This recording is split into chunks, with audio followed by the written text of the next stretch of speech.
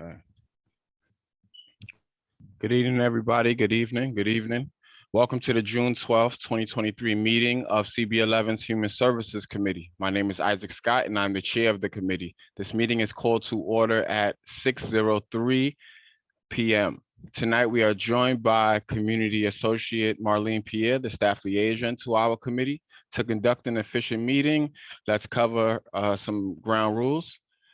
No one may speak until granted the floor. CB11 members, if you have a question about board business or wish to make a motion, please raise your hand through Zoom.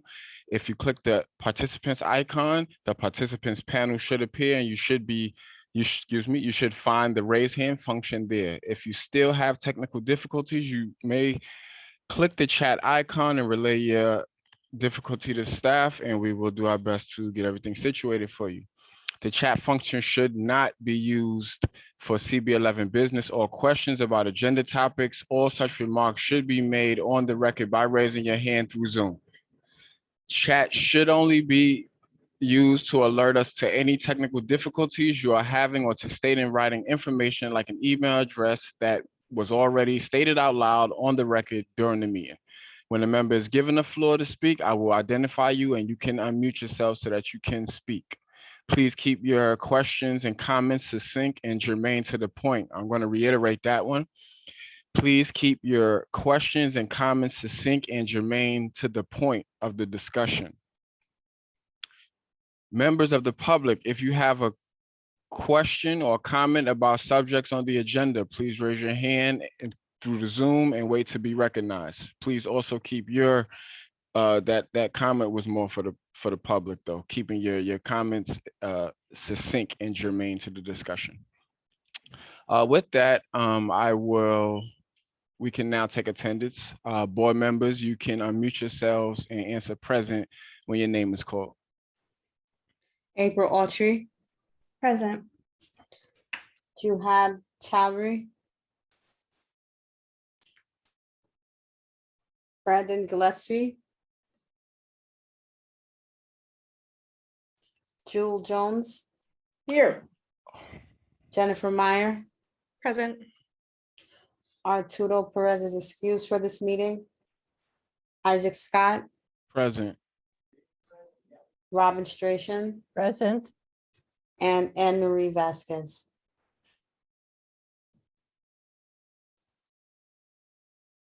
You have a quorum, Isaac. Thank you. And I believe that Dr. Brandon said he would be joining at 7, if I'm not mistaken. So he should be on soon. Okay, the agenda for tonight's meeting was distributed ahead of time by the board office and was posted online. If there's no objection, we will adopt the agenda as stated. Committee members, if you object to adopting the agenda, you may raise your hand through Zoom. The minutes from our last meeting were distributed to committee members ahead of time by the board office. If there is no objection, we will adopt the minutes from that meeting. Committee members, if you object to adopting the minutes, you may raise your hand through Zoom. Seeing no objections, the minutes from the last committee meeting are adopted. They will soon be available on the CB11 website. Okay, that'll transition us into our first announcement. Okay, on May 20th, Mayor Adams released emergency executive order 411, which will be in place through June 20th, 2023. So again, we are able to meet virtually through June 20th. So we are still month by month. We will not be meeting. We do not have any meetings scheduled for July or August as of right now. So we'll keep you posted on what's going to happen for September's meeting. At this point, I don't have any announcements that I would say I'm comfortable giving. So I'm just going to open up the floor to any committee members first if they have, I would, excuse me,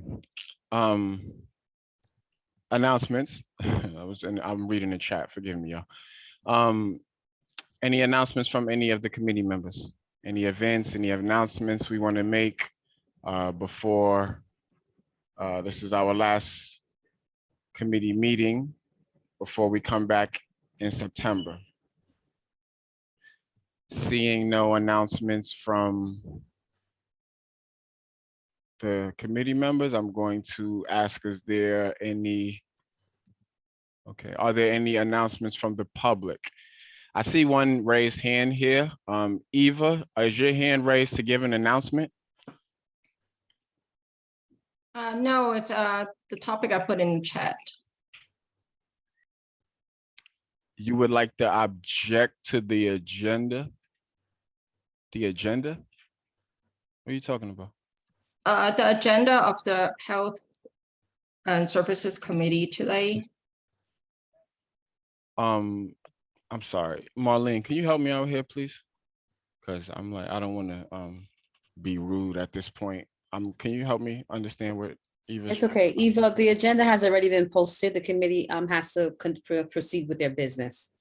Do you have an announcement right now? They're in the announcement section. Do you have an announcement? No, thank you. Thank you. Are there any announcements from the public?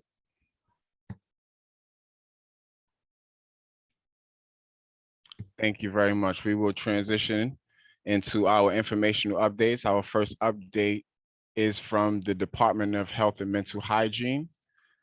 Do we have anyone here on right now representing DOHMH? I don't see anyone. You do. Hey, Isaac. Okay. Good Hey. evening. This is Kenneth Johnson. Oh, hey, Kenneth, I didn't see you there. How you doing? No worries. How's it going? I'm good, all is well. Nice. So yeah, glad I could come join you all this evening. Just have a few quick updates to share with you all, and then give you kind of a look towards the summer, and then I can pause for any questions. So just want to start by acknowledging the really poor air quality that we saw last week. Of course, I'm sure, as we're all aware by now, this is a result of the smoke from the wildfires in Quebec in Canada. We had some pretty extreme readings of really bad air quality above 300, which is very high. Just for context, air quality begins to be unhealthy for sensitive groups above 100, and then once you're above 150, 200, you really want to really take inventory of how you're feeling, and wear a mask if you go outside. It's not always as easy to tell when the air quality is poor. Of course, we had the super ominous orange sky last Wednesday. Moving forward, it's possible that we could see some days this summer with poor air quality. Hopefully nothing as bad as what we saw, last week, of course. But when this does happen, we'll be sharing alerts on our social media page and on our website. And of course, if that does happen, we'll be available to, share information with the boards as well.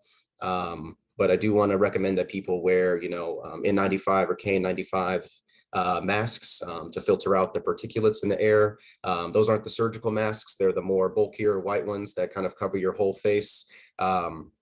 That's just to add extra protection. Of course, if you're, belonging to a sensitive group, someone with, lung, heart conditions, asthma, et cetera, you definitely want to be aware of how you're feeling. As you get irritated eyes, trouble breathing, scratchy nose, different things like that. Those are all signs that maybe, you're feeling the effects of the polluted air. I wanted to start there. Last week there were some distributions with NYPD and FDNY. They were distributing masks at some of their locations citywide. And those would be listed on our social media pages if we do have any more poor air quality later this summer. Secondly, I want to just flag that we'll be having mosquito larviciding this summer. This is something we do every year. It's a seasonal thing. Basically, our teams go out and they, spray different parts of the city where, there's likely to be standing water, or other conditions that will attract mosquitoes to lay their eggs. So that's, pools of water, some of the parks where you have lakes and ponds and different things like that. We'll of course be sharing those updates ahead of time before they happen in your respective neighborhood. More recently, we sprayed in some parts of the Bronx and Bronx and Queens and Brooklyn. We have not yet started in Manhattan, but of course we'll let you know when that is the case. In terms of COVID and mpox updates, thankfully cases have been decreasing, significantly since some of the last times that we spoke. So I don't have a ton of updates to share on that front. However, I do want to share our environmental health team has an air quality monitor, a website that monitors the air quality citywide at different points around the city.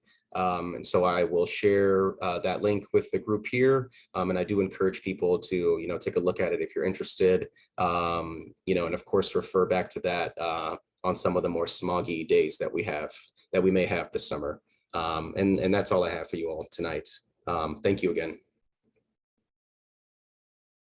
Kenneth, thank you very, very much. I appreciate you. Are there any questions for Kenneth from the Department of Health and Mental Hygiene based on any of the updates which were given just now? Okay. Good evening. My name is Sandra and Sandra, yeah, Talavera. yes. Hey, how you doing? I'm going to allow you the floor to speak now because no one else has their hand raised. But in the future, if you would like to speak, may you please raise your hand? Oh, yes. Apologies for that. No problem. Go for it. Just wanted to share with the Department of Health that when we received notice in the community of the asthma center on 110th, my neighbor was gracious enough to try to pick up some masks because I'm asthmatic for her family and mine, but there were none available. I'm hoping that that's because they were, all utilized and they run out of supply, but just wanted to comment because I think some of us are still interested in getting a supply anticipation of the summer. Thank you. Thank you for that comment, Sandra. I don't have any specific insight into why they may have ran out. I assume it was just, high demand because of the poor air quality. But I will definitely share that with the rest of our team to make sure we have enough supply moving forward this summer. Thank you. Thank you, Sandra. Thank you, Kenneth. I appreciate you both. We can transition on to our next set of informational updates. This will be from East Harlem COAD, our disaster management agency. Yes, good evening, everyone. Hello, My Ms. name Johnson. How are you all? Hello. My name is Carolyn Johnson. I am the disaster liaison for the East Harlem COAD community organizations active in disasters. And right about now, we're finishing up deliverables to complete our round of connection with the New York City Emergency Management as a cohort and the Community Emergency Network under the Department of Health and Mental Hygiene. So we've been working very hard to get those things done. And now we're moving on to what we do. And so the COAD, we act for environmental justice as well as HEN, the Harlem Emergency Network. We finally completed our CRUP plan. That's the Climate Ready Uptown Plan. And this is a map entailing restaurants, safe train and bus stations, medical centers, pharmacies, supermarkets, churches, green spaces, parks. And it also will entail information on sheltering in place and how to prepare go bags. It's presently being printed in both English and in Spanish. I will put in the chat. They are going to have workshops on this CRUP plan. Right now, it's just for Northern Manhattan, East Harlem. But we're in the process of creating one for Washington Heights as well as the Bronx. So there are a few dates that's available that you can actually go and see the plan, how it works, and how you can integrate as a community, with our neighbors when we're ready to move to the other neighborhoods, but you'll see how it works. And it's something that you can use, period. There's so much information in there, especially if you spend a lot of time in East Harlem. People live here and oftentimes people don't even know what's around them. And so it's broken down in a way that everybody can understand it. So also, we just recently had the crop plan presentation. We also did a stop the bleed training, and we presented that at our last business meeting. So look for our upcoming events. We're going to have a huge National Emergency Preparedness Day month event. So we're going to have that. It's going to be on September 16th. But we just haven't put together exactly what we're going to present to you. But it's something that you would definitely want to be a part of and come out and see what we're doing. So the co-ed meets the third Thursday of every month. Our upcoming meeting is this Thursday, June 15th.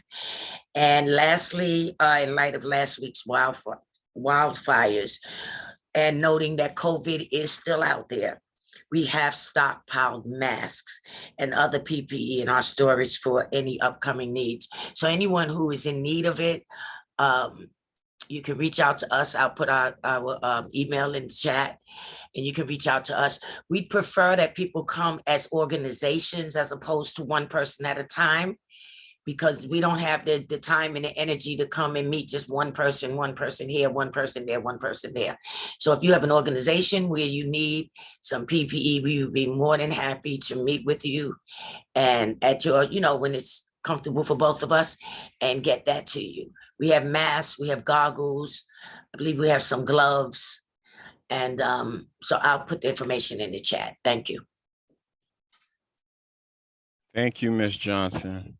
Let me just finish typing my sentence. I did have a question. You say y'all meet every one. Thank you for your presentation. I appreciate you all the time. The question I had was, you say you meet the third Thursday of every month. I was just hoping you could let folks know the time and the location. Yes, I'm going to put that. Well, we're still meeting virtually. Great. So Okay. if we get your information, we will send you, if you require that information, we will send you an invite, and we're more than happy to have you on board. Thank you for that question. No, thank you. Yes, no problem. Yes, we're looking forward to that information in the chat. Are there any other questions for East Harlem Co-ed? Seeing no hands. Ms. Johnson, thank you very much for your presentation. Thank you. Okay. Okay, I am going to push this forward. I did see that Anne-Marie Vasquez joined us from Borican Neighborhood Health Center, which would be giving our next set of updates. Anne-Marie, are you there? Okay, I see. I don't know. Did we lose her? You hear me? Yes. Oh, yes, I can now. Hey. I didn't have the mute the mute button up. Hi, Anne-Marie. You always join as an attendee. Why? Yeah. I don't know why I do that. Sorry. Okay, I'm going to promote you as a panelist, okay? And you'll be able to mute and unmute yourself at your leisure. Yeah, I'm gonna move you now. Okay, ahead. thank you. Sorry about that. Can you see me? I'm trying to turn my You can't Right. do it as an attendee. okay.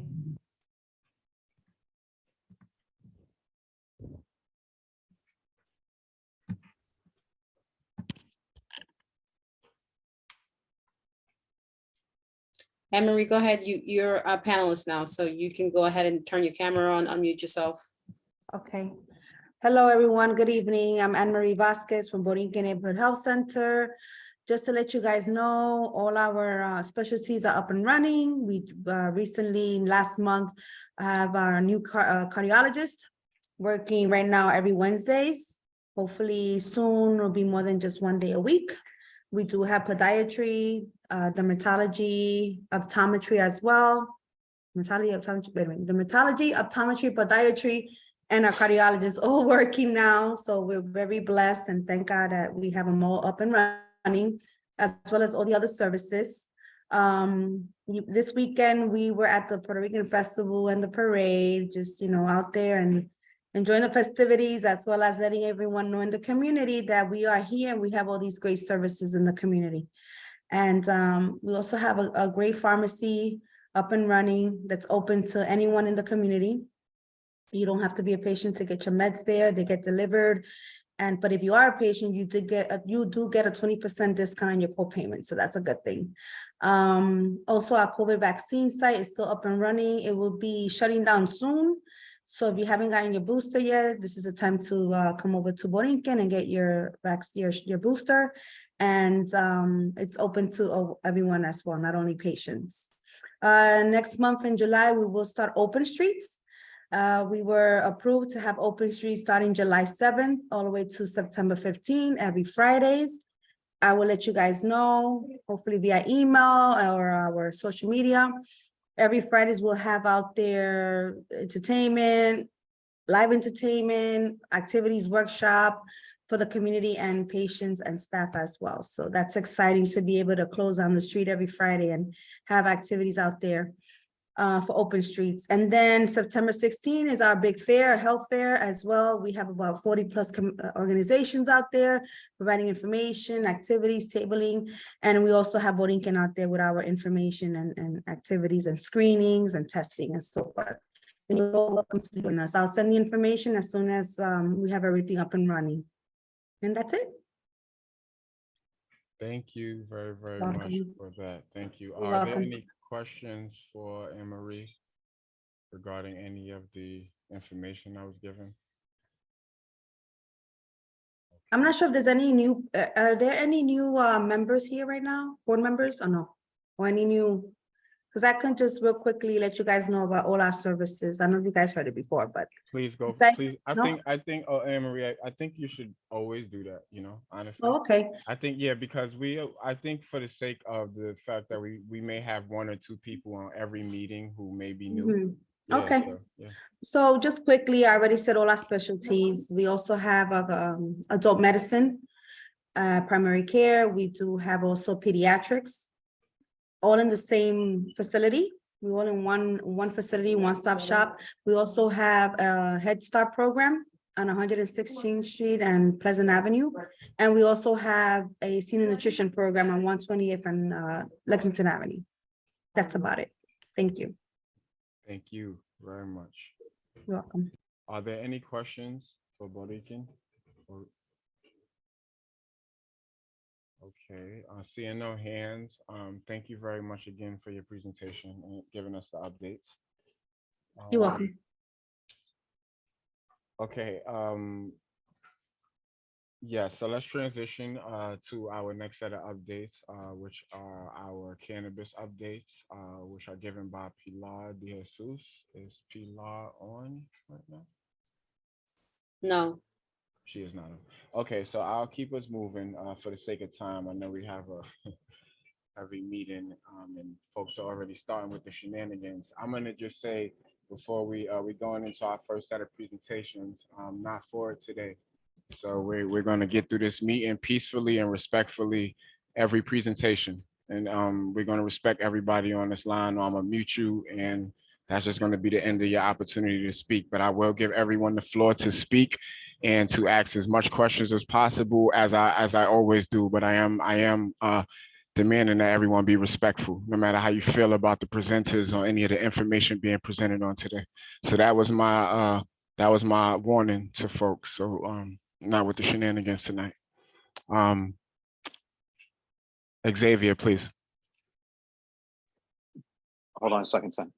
Thank you, everyone. This is, again, I just want to preempt and remind everyone, this is a pre-EULA. We don't oftentimes get the luxury of having HPD and other entities come before us to present in advance. Usually we have a 60-day job and then we have to respond within that period. So this is HPD wanted to certify as soon as possible. We said, no, the community needs to be engaged. We go into recess. So I would like to encourage everyone on this call to think about policy. Think about policy in your questions and how we have it. And we've asked for the presenters to, keep it or curtail to that. But again, respect, ask questions, and think about how you're asking it. And thank you, and have a great rest of your meeting. And I'm here if there are any way to facilitate. Thank you. Thank you, Xavier. Appreciate that. With that, I don't want to batch names. Do we have our presenters on this topic here on Timbu Terrace? Yes. Hello. How are you? I didn't want to fumble with your name. Could you have the floor? You should have share permission. Please introduce yourself in the project, and you have, excuse me, I believe we allotted 20 minutes to the presentation. So if you could keep your presentation within 15 to 16 minutes and allow some time for there to be questions at the end, we'd appreciate that. Sounds good. Thank you very much. Thank you. So getting started, good evening, everyone. My name is Agata Klitska, and I'm here with the Manhattan Planning Team in the Office of Neighborhood Strategies at HPD. With me tonight are my colleagues, Rosa Kelly, James Chikoff, and William Sedgwick, along with members of the development team working on this project who will introduce themselves during the presentation or later on during the Q&A. As part of the pre-ULURP process, we are presenting to 4 CB11 committees this June, and we're excited to be here tonight presenting the Timbale Terrace project to the Human Services Committee. And our agenda for tonight will be as follows. The Timbale Terrace project came to be as a direct result of feedback received during the East Harlem Neighborhood Plan, which was completed in 2016 and was developed to provide recommendations for addressing key neighborhood issues. One of the key housing recommendations of the plan was to use public sites to advance 100% affordable housing projects with additional services for residents. In 2021, Timbale Terrace, otherwise known as Site B, a site that was also previously identified in the East Harlem Neighborhood Plan, was selected by HPD via a competitive RFP to redevelop the NYPD parking lot located along Park Avenue between East 118th Street and East 119th Street. The applicant for this application and project is HPD, and the development teams working with us on this are comprised of the Mega Development and Contracting Group and the Lantern Organization. HPD and the development teams are aiming to get this application ULURP certified during the fall of this year. One slide back. The new 19-story building proposed under the Timbale Terrace project will include approximately 340 residential units, of which up to 99 will be supportive housing units and 1 additional building manager's unit. And the proposed development will be developed under HPD's Extremely Low and Low Income Affordability Program, otherwise known as ELA. And the AMIs for the non-supportive housing units will be affordable to households or individuals earning up to 80% AMI. The proposed development will be developed on 11 city-owned lots located on Block 1767, which are currently utilized as parking for the NYPD's 25th local precinct. And to facilitate the project, HPD is proposing the following land use actions: a UDAP designation and project approval, and the disposition of the development site, and an acquisition of approximately 30,000 square feet of the proposed development on the ground and second floors to provide space for 75 NYPD replacement parking spaces. And here's more of an overhead view for more context of the location. The project's address will be 101 East 118th Street, and the proposed development will be located next to Schaefer Hall and Prospero Hall, existing buildings managed by Lantern to the eastern portion of the lot. And now I'll turn it over to Michelle, Diane, and Dan from the development teams to speak more in detail about the project. Thank you, Agatha, and thank you, CB11, for having us here today to keep talking more about the Timbale Terrace project. My name is Michelle Bonson. I'm here on behalf of Mega. Mega is a full-service general contracting, construction management, and real estate development firm. For the past 30 years, Mega has focused on affordable housing and has a long history of working with community-based and not-for-profit organizations to develop and construct quality residential projects that meet the needs of residents. Our other partner is the Afro-Latin Jazz Alliance, also known as ALJA. ALJA was founded in 2007 by Grammy Award-winning pianist and composer Arturo Farril as a nonprofit organization to advance the performance and educational aspects of Latin jazz. ALJA's programming spans the 5 boroughs with performances in venues throughout the city and educational programming serving school-aged children. Now I'll pass it on to my colleague Diane for a quick overview of Lantern. Good evening, everyone. Thank you for having us. My name is Diane Luard-Michel. I want to tell you a little bit about Lantern Org and Community Services. We're a not-for-profit developer and social service provider. We've been doing this work since the late 90s, and to date, we've developed close to 1,400 units across New York City. We're also part of the East Harlem community since about 2000 when we opened Schaefer Hall. And then about 15 years later, we opened Prospero, an 87-unit project. And then I'd like to turn it back to my colleague. Thanks, Diane. Okay, Timbale Terrace. So we just wanted to give you a bit of context of how the project was envisioned and designed. So our team really took to heart the community's vision in the East Harlem Neighborhood Report and the Community Visioning Report to shape Timbale Terrace. There will be a total of 340 units and 1 supers unit for a total of 341. 100% of the units will be affordable. And there will be ground floor community facility space that will be the new home of the Afro-Latin Jazz Alliance. The 16th floor will be entirely dedicated to residential amenities and social services that you'll hear more about from Diane in the later slides. Our building design is also meeting Passive House standards. We will have green roofs and solar panels on the main roof. There will be 3 outdoor spaces that residents will have access to on the 3rd and the 8th, 13th, and 16th floors, really maximizing on the community's goals for sustainability, open and recreational space. Now to discuss the unit mix and the affordability that Timbale Terrace will have. As Agatha mentioned, we are planning to finance the project through HPD and HCC's Extremely Low and Low Income Affordability ELA program to deliver an integrated residential community. 30% of the units at Timbale Terrace are sized for families. That is 102 units in total. Our team knows how important it is to provide affordable family units in addressing community needs for integrated affordable housing. Timbale Terrace will target individuals and households earning between 30 to 80% of the area median income. So for example, that means as of 2022, a household of 3, for example, that earns approximately $60,000 would be considered at 50% of the area median income. Now, what does that mean in terms of employment? So for example, an individual at 30% of area median income may be a waiter or a home care aide. An individual earning 50% of the area median income may be a teacher or a construction worker. An individual, for example, earning 70% of the area median income may be a nurse. To further discuss the affordability and the units. So the non-supportive units, which will be 241 units, will be available on HPD's Housing 2.0 Connect. There will be an occupancy preference for 120 of the units for residents of Community Board 11 at the time of application. Units will also be designated for mobility and hearing visual impairment. Approximately 29% of the units will be set aside for supportive housing for formerly homeless individuals and families. These supportive housing tenants will be referred by New York City's Human Resource Administration based on needs and eligibility criteria.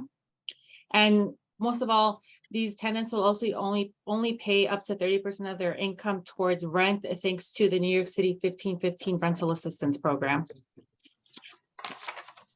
Okay, and now I'll pass it on to my colleague, Diane. Hello, I'm back. So I want to tell you just a little bit about the key impact areas that supportive housing services try to address.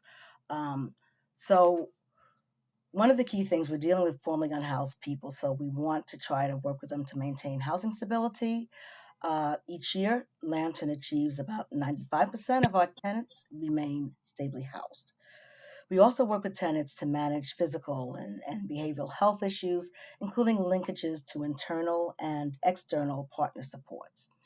We help them pursue their personal, vocational, and educational goals, and we really work on building community. Go to the next slide.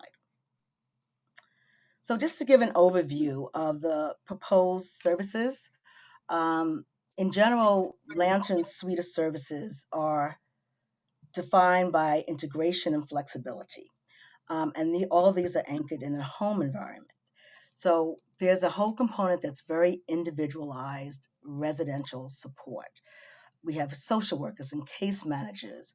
We have certified substance abuse counselors.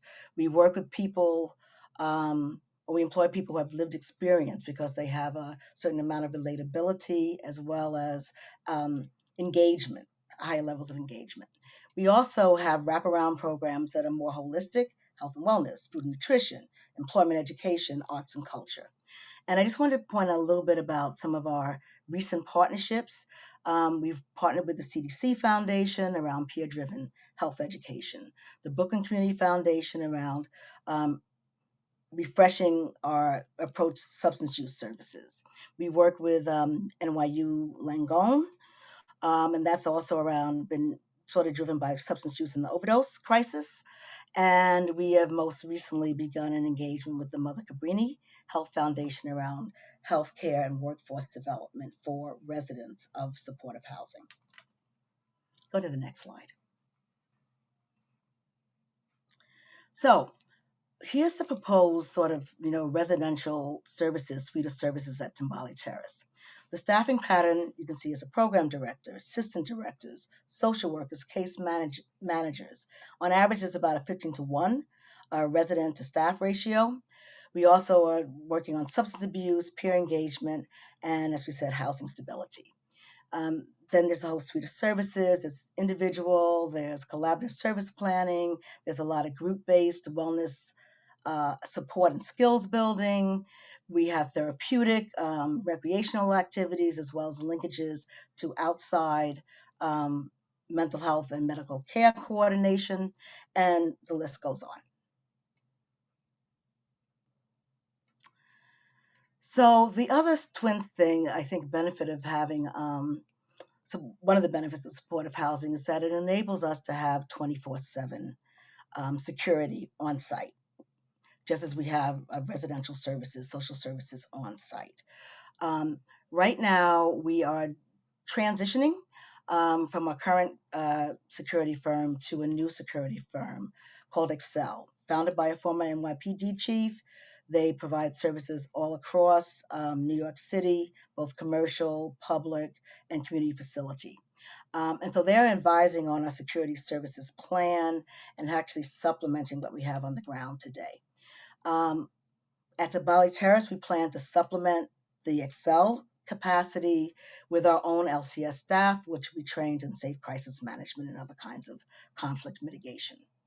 I think the really exciting part for us is that we're leaning into new technology that can help with access control and just, monitoring our guest database.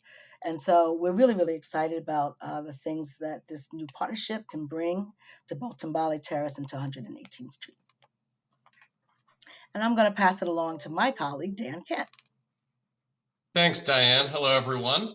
I'm Dan Kent from Lantern Organization. And at Timbali Terrace, we will be providing integrated property management as we do at all Lantern buildings.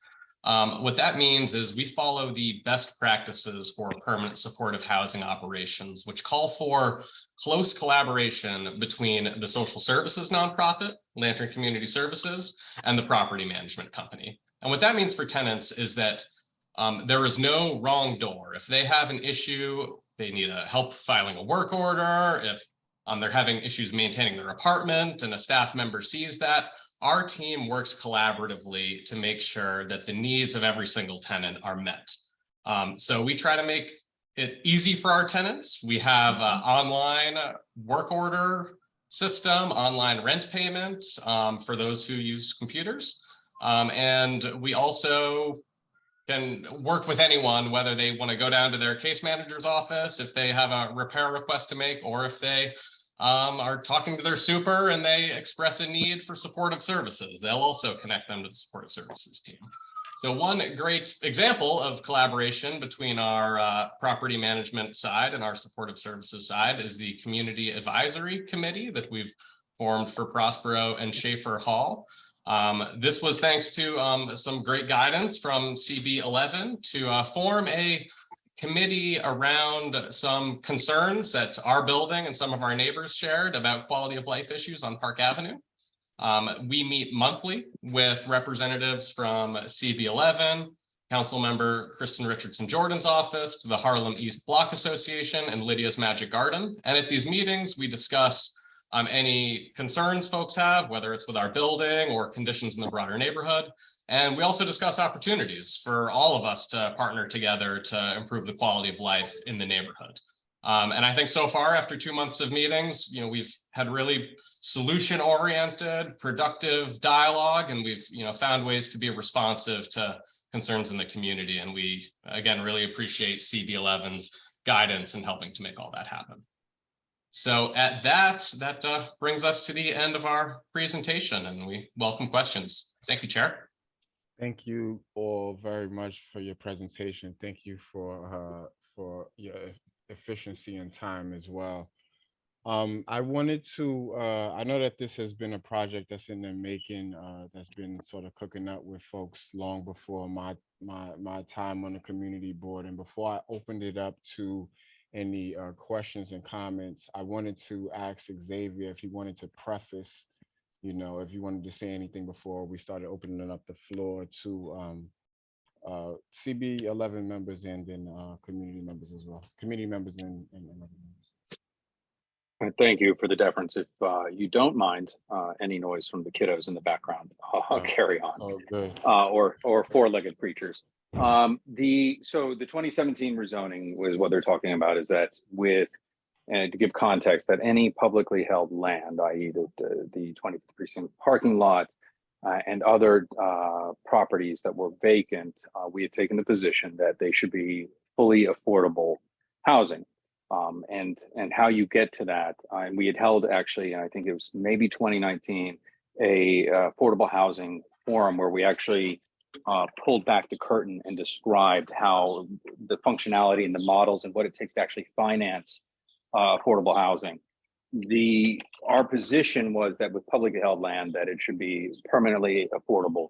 And how you get to that is by a balance of either grants and funding, or if you're doing it like Sendero Verde and the project that just passed, where we have multiple bands of affordability, and you usually come out to the balance for 100% affordability by coming between below 100 of AMI, the area median income, and above 100, and often to meet 100% in the middle when you average it out.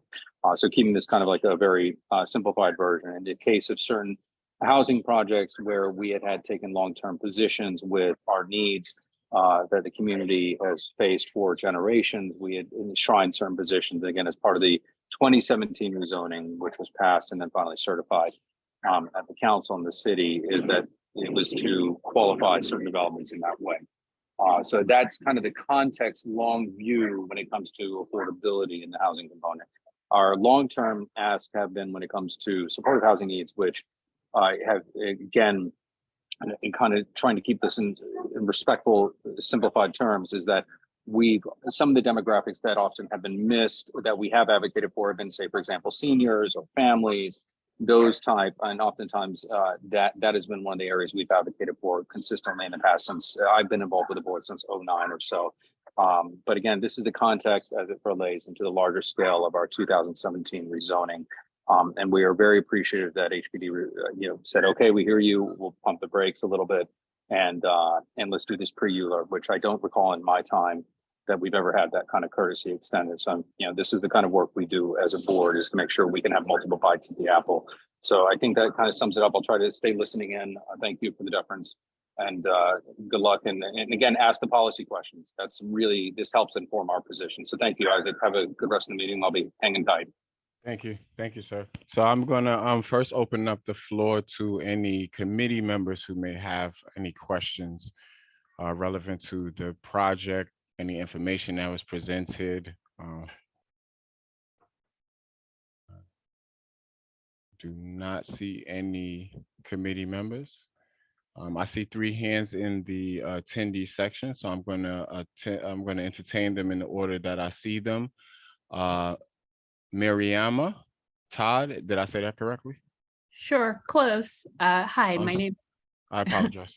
No worries. My name's Marima Todd. I am a resident of the neighborhood. I've lived here almost 20 years, and I'm generally in support of the development. I think that there perhaps has been some misinformation that was spread. I was received a notification about this meeting this evening, and it was stated that this would be supportive housing for those, including the formerly incarcerated, along with those who are suffering from or diagnosed mental illnesses, and those with substance abuse disorders.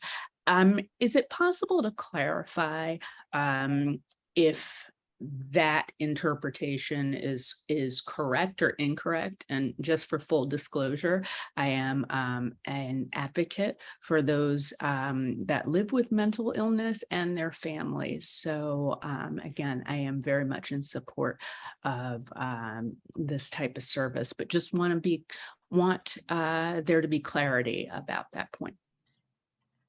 Okay, I'll take that, Mariama.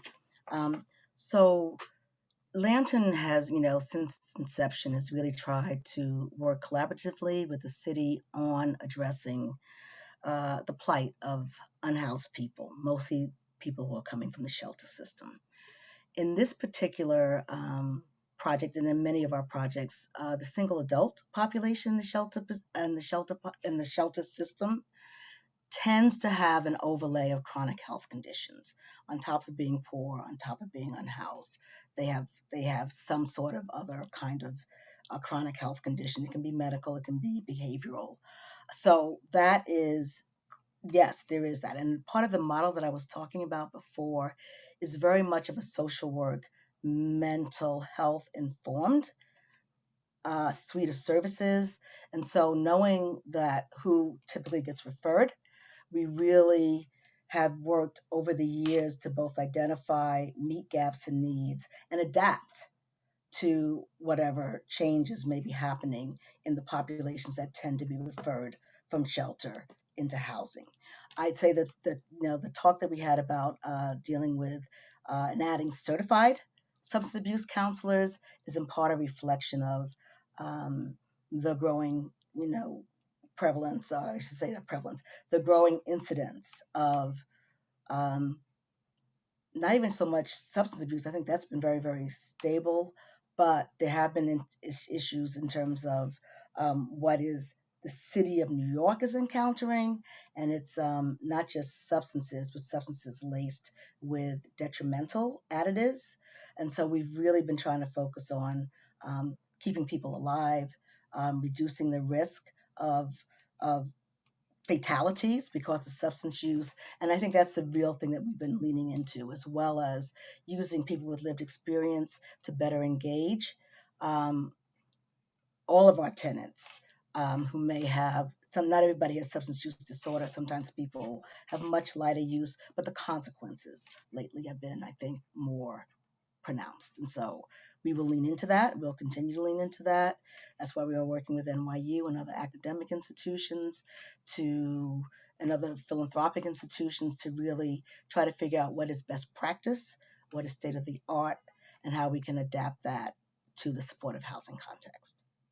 Okay. Hopefully And just for, that was helpful. Go ahead, Ms. Todd. I just have one last follow-up question.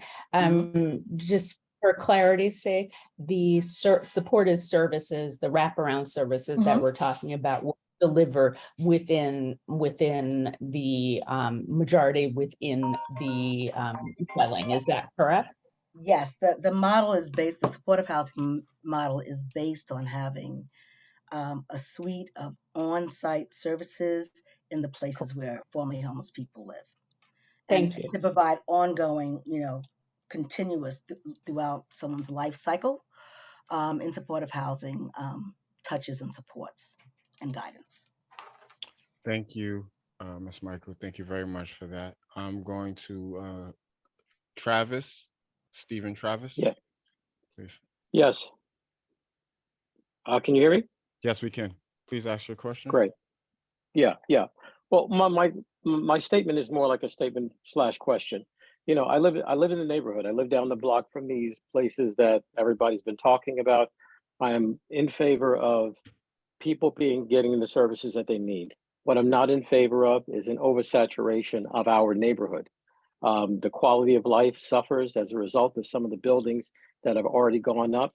Some of the residents that are living in these buildings, they're not good neighbors, they're not good tenants, and I don't necessarily see how they've been helpful in terms of the quality of life in our neighborhood, such as drug dealing, such as all kinds of things that you see that interfere with the quality of life, which is definitely different than the picture that's being painted by the presenters here.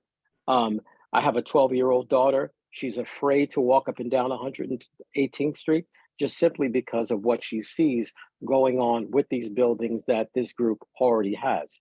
In terms of the police precinct, there are so many people in this neighborhood. You're talking about putting 300 plus apartments here in this neighborhood, which means even if you multiply it by 2, you're talking about an additional 600 people in an already overcrowded neighborhood that has very little parking and where it is difficult to move.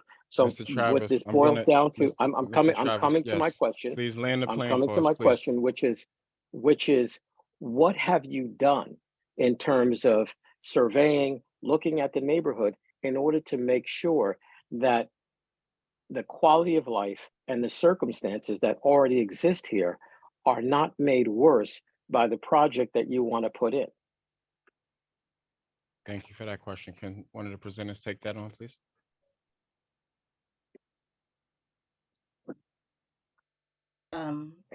Rosa, I'm happy to.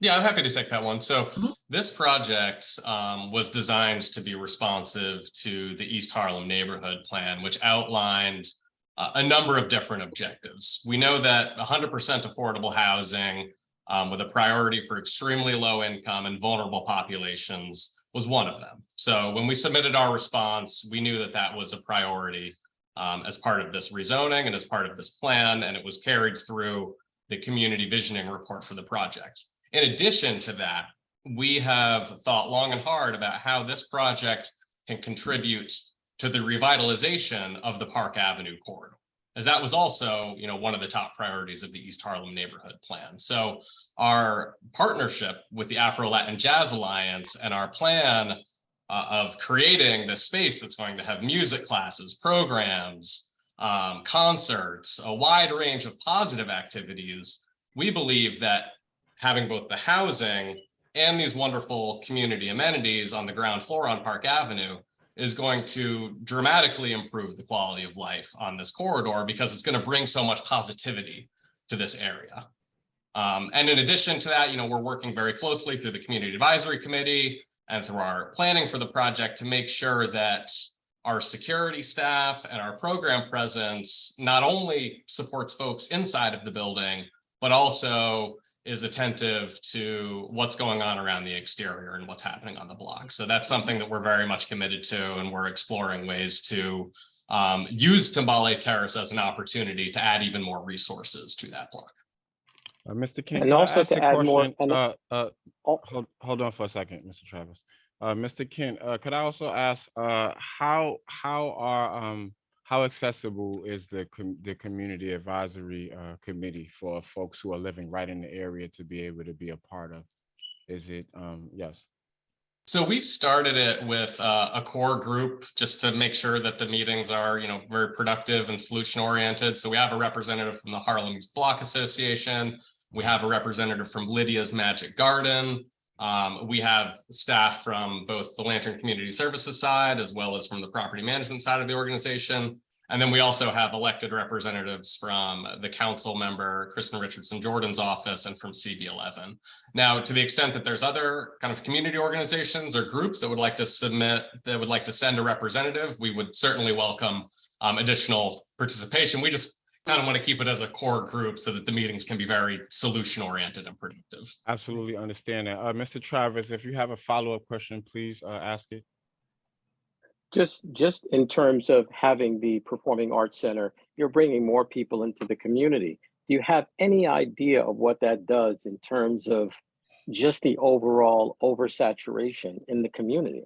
Because if you're having performances and people coming from outside, more parking, more cars, I mean, what do you think that does?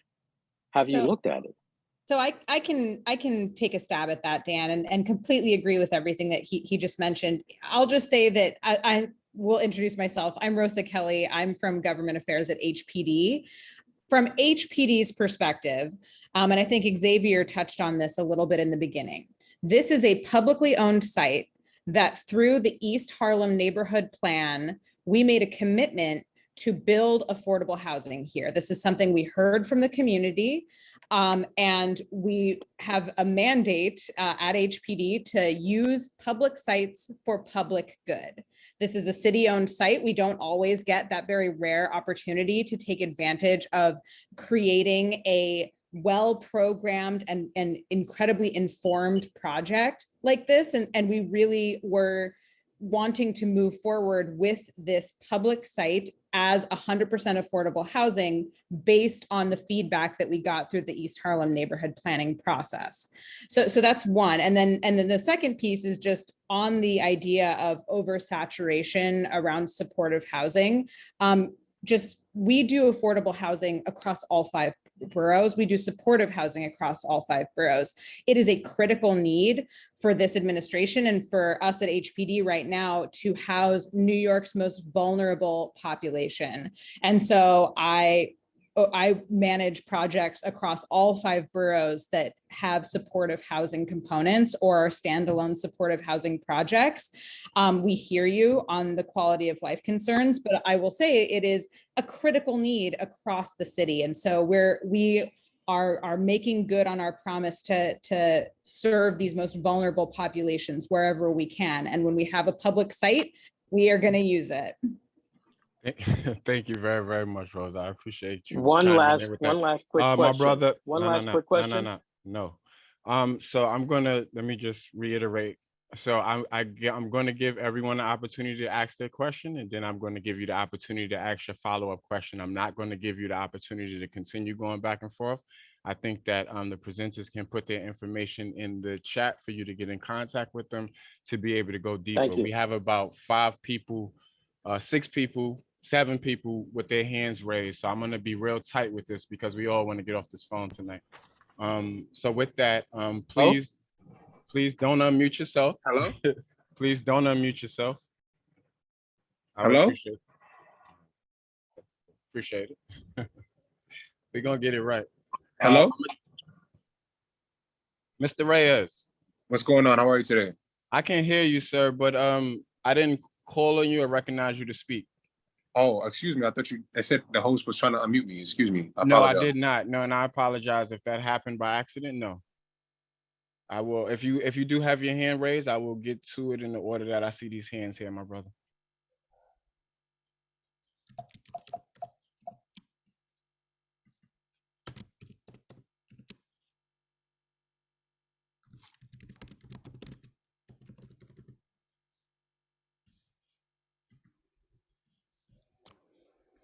You're muted, Isaac. Okay, how much was I muted for? A while. If you're trying to recognize G Lawless, you can. No, I was about to recognize Xavier's hand and then go back to the attendee section. My apologies, you all. Yeah, am I recognized, Isaac? Go for it. Yeah, man.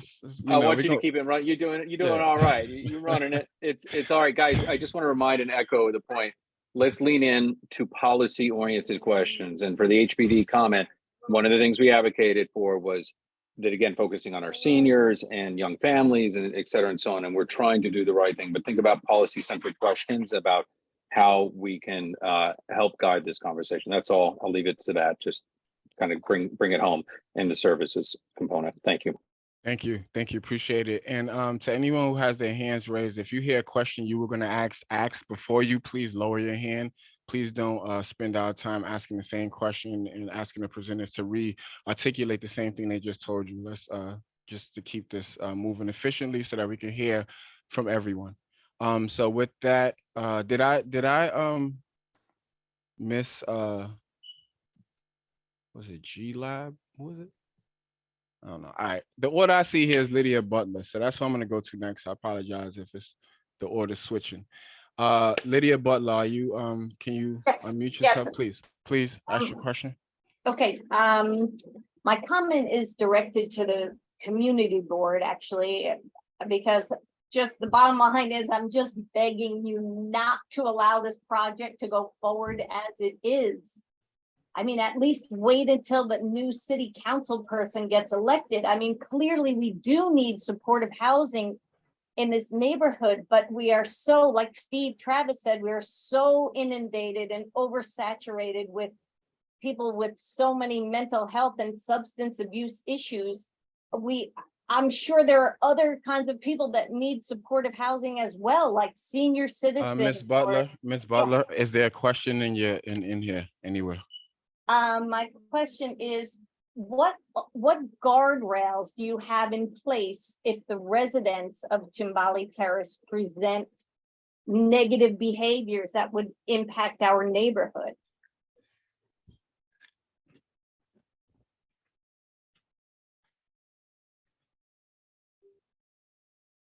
Would one of the presenters like to take that question on?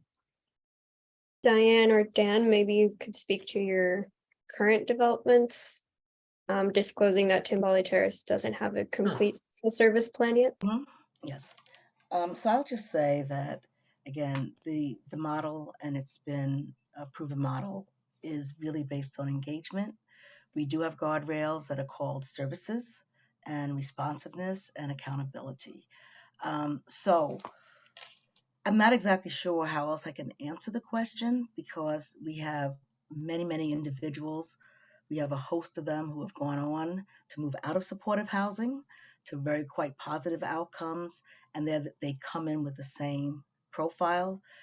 So it's really difficult for me to say, but I think the biggest thing that we've learned is focus on engagement, be responsive, hold folks accountable. I think the thing that we're learning is that really leaning into good neighbor policies also is related to community building. It's not just inside of any one of our buildings, it's also with our neighbors, but that's a process, and that's what the Community Advisory Committee is about, really leaning into the feedback and being responsive and creative and really trying in all transparency and in good faith to isolate what may be individual problems that are still having an impact. And I'll just add on to that. In addition, so that's one area where our close collaboration between property management and social services come in. If someone is causing disruptions, we have case management staff, mental health staff there to support that person. But we also have a team where if someone's violating their lease, we can give them a lease violation. And in circumstances where someone is disruptive to their neighbors within the building or outside of the building, we can move forward with a holdover eviction. And we do move forward with holdover evictions when people cause such a disturbance. And also, we collaborate very closely with the 25th precinct. So, and one of the reasons we've decided to bring XL Security into our buildings is that they're a security firm that is all ex-NYPD. They are experts at collaborating with NYPD when warranted. So we have a lot of different methods that we use, a host of guardrails to address any disturbances from residents of our buildings. Thank you for that. I want to just based on what I'm hearing and reading. I just want to inform folks, if they don't know, we're not voting on anything today. Okay, this is an informational presentation. We are here to listen and learn about this project. So, this is not the committee who will be voting on this, if you did not know that. Okay, so we are here to gain information about this project because there are supportive housing aspects a part of it and there's social services attached to it. And we want to learn more about the quality of those services and also ask policy questions, like Xavier said like 4 times already.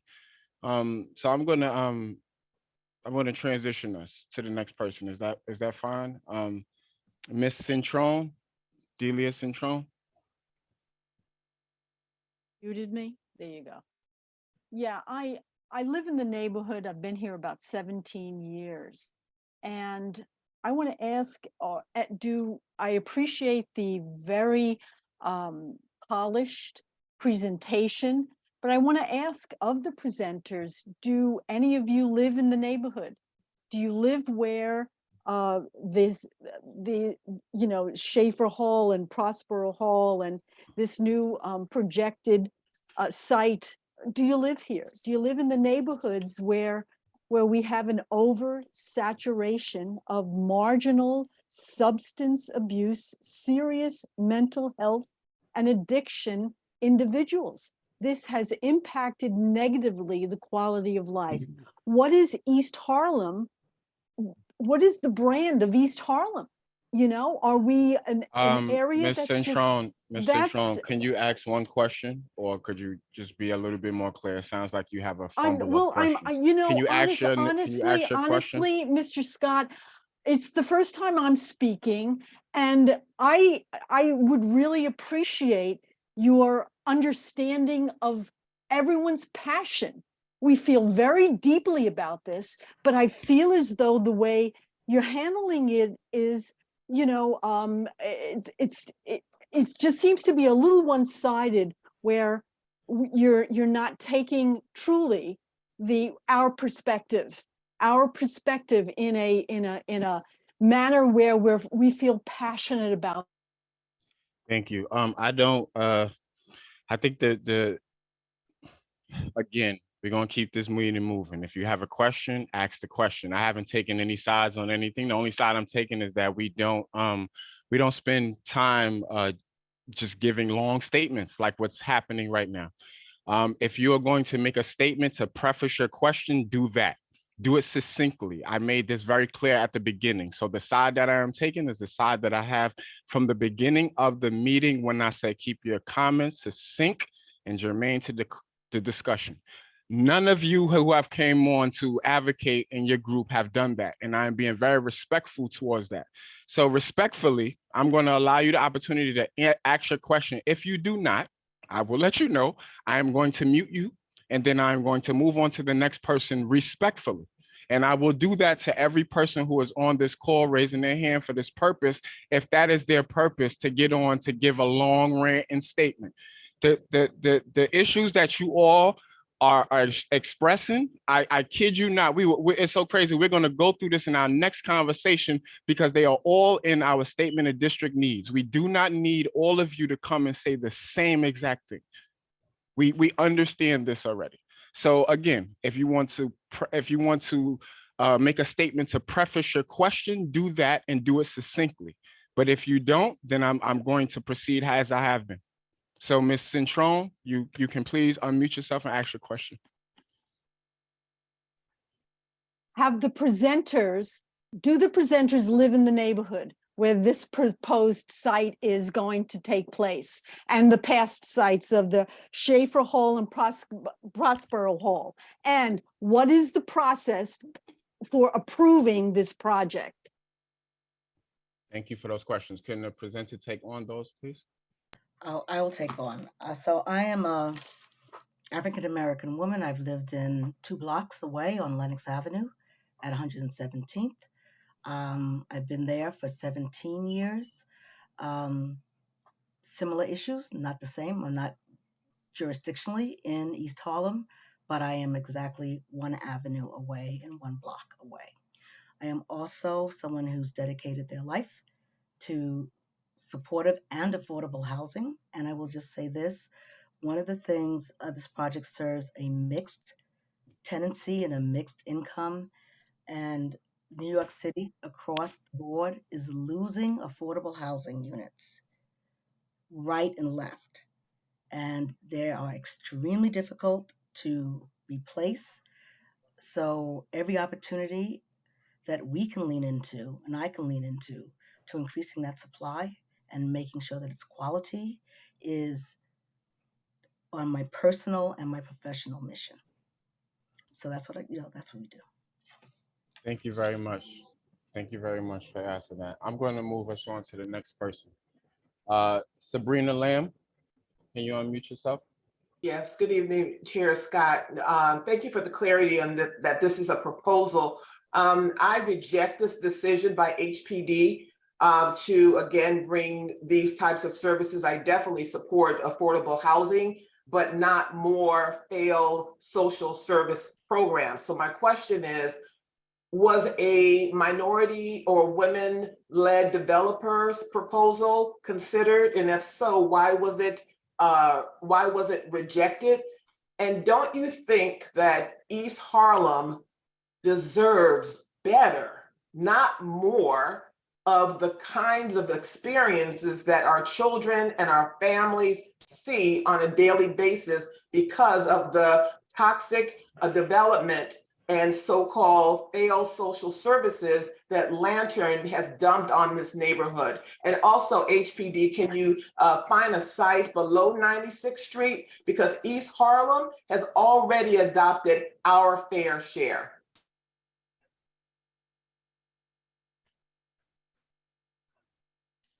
I can respond to the designation.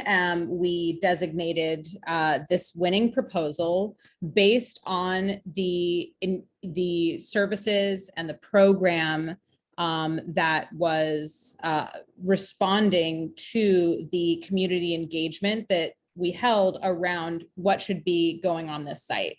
We looked at all of the different proposals, and HPD designates what is the strongest one that provides the greatest public benefit. Again, this is a public site. We are looking for the greatest public benefit that we can. And so in general, all of our public sites go through a competitive RFP process. That is what happened with this site. And I believe the second question was regarding where other supportive housing sites are. I will reiterate, we do supportive housing across all 5 boroughs. Just recently, we completed a ULURP for supportive housing in Hell's Kitchen. We do it everywhere. It is something that we are committed to, and particularly, as I said, when we have a public site, we really want to be able to create deep affordability, house vulnerable populations, and also create broad affordability. I'll reiterate that this is not just supportive housing. There is also a affordable component here through our ELA term sheet, which will be available to anyone who applies through Housing Connect. It will have a set aside for local residents of the community board, which we know is very important. So, you know, this is not a 100% supportive project. It is actually a very broad a spectrum of incomes and needs that will be served here. And I think the proposal is such that responds to that really broad spectrum of needs. Without minority or women-led developers having an opportunity at economic.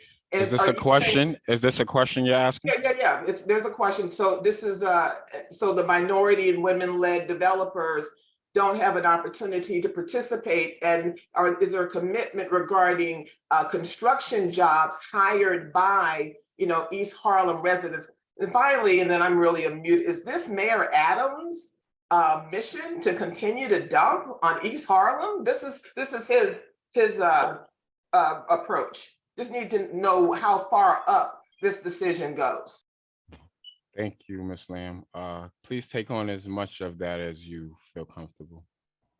I'll just say for public sites, HPD is committed to a minimum of contractors to be MWBE firms. I believe this project will be abiding by that.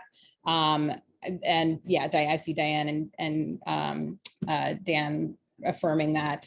We can provide more detail. I think I'll leave it there.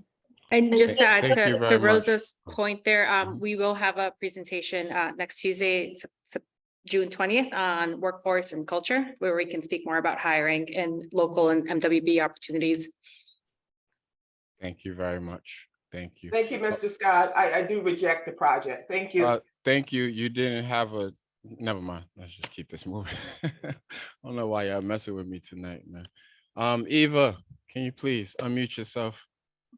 Hi, Isaac. Thank you for doing a great job. And I really cannot thank CB11 enough for hosting this pre-ULURP process. I think it's quite, you know, Xavier said, revolutionary and respectful of the community. And so I have more statement than question, which I believe I'm allowed to make. The main thing is I don't think we are really ready to approve this project. Because the community has identified that we are oversaturated with various social services, from drug treatment, harm reduction, adult-only shelters, adult-only supportive housing. And then, so given that that's the case, and the next discussion topic of this committee is about oversaturation, we're clearly not in a position to add more. What we are asking for is to reduce. So this project is very much against what the community wants. On top of that, when HPD reviews proposal, I personally know at least 2 East Harlem organizations who submitted proposal to build what the community actually wants. So I think it's really disappointing that HPD didn't really give a fair chance to our local organizations. Even if their plan might not be optimal, I think really we should try our best to work with the existing plan and just incorporate what local community actually want. Eva, The third related point there- is we Eva, have filed Eva, FOIL. Eva, may you please ask your question? I don't believe I need to ask If you question. don't I have a think I can question, make if statement. you I'm don't- making the third statement. If The you- third statement is we are. Okay, I'm going to transition to the next person on this list, Yvette Green. Yes, this is Yvette.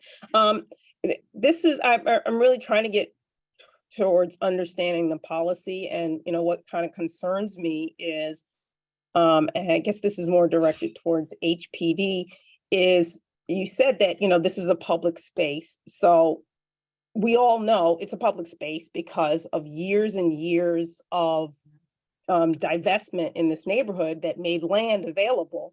So it really concentrates a lot of these programs all in the same area. So my biggest concern is the density, because I grew up in Taft houses, and we all know that East Harlem has the largest concentration of public housing in the world. And I feel like even if this project, with all of its greatness, why would you have 3 buildings right next to each other creating this density? And then the next public space that becomes available, again, because you're not going to have public spaces available in richer neighborhoods, is going to create even more density. Is there any policy or thought behind, when these projects come up, to where other existing projects are? I mean, yes, oversaturation, we all know that. Can they answer but that I would- question, Ms. Green? Could they but I answer would- that question before you go on? Could they just Yeah. answer that one and then you ask your follow-up? Okay. Thank you. Did y'all get that question? Sure, I can try to respond, and thank you so much for the question. I think I just need to reiterate here, we are in a housing crisis. We have reached crisis levels. And I think, as everyone knows, New York's most vulnerable populations are in desperate need of shelter. We are doing everything we can to advance affordable housing on every single public site as quickly as we can. So we're having these conversations in community boards across the city. I hear you and I understand your concern. I will say again, we have to advance affordable housing on public sites where we can. And we are doing this in all 5 boroughs. It is not just here, it is everywhere. And that is in response to a historic crisis that we are seeing. We really, our mandate at HPD is to build housing. We are happy to work with our partners in city government to help address a lot of these other concerns, but this is what we do, and we, understanding the crisis that we're in, have to do it. Thank you. Go ahead, Ms. Green. So my follow-up is, you're saying that there is no policy regarding where or the density of existing programs, and even if there were, HPD is going to ignore that because of the housing crisis. We look, every single public site goes through a rigorous RFP engagement process. There were workshops and surveys done to solicit feedback on what should be programmed for this site. all of that was put into a public facing report that was released in partnership with elected officials and the local community boards. We took that into account during the RFP process. That is our policy, is to use community feedback to inform our choices and programs for public sites. Thank you very much, Rosa. I'm going to move us to the next person, Sarah Noda. Hi, thank you. So my first question is for the community board, and then I have questions for HPD. So first for the community board, my ask or my question is just to delay any voting or recommendations on this project until after elections. I think that's only fair. And then for HPD, I have a couple of questions. First one's really quick. I am curious, for this project, how many of the bedrooms will be set aside, specifically set aside for seniors? Hi, I can take that. Thank you for your question. At this moment, none of the units are set aside specifically for seniors. We have around 29% of units set aside for supportive housing, formerly homeless households, and they're also set aside for people who are with mobility issues and hearing and visual issues. But other than that, there are no other set asides for specific groups of people. So this is not a senior project. HPD is working on other senior housing projects, but for this project, it's not related to senior housing. Sarah, you. please ask one follow-up question. Okay, so my next question is, why is this building 70% studio and 1 beds? And why are we not planning for more family housing? I'm curious if there were any studies done ahead of this planning to determine what size homes our neighborhood is in need of. And if so, what were the results of those studies? Thank you, Sarah. That was a beautiful question.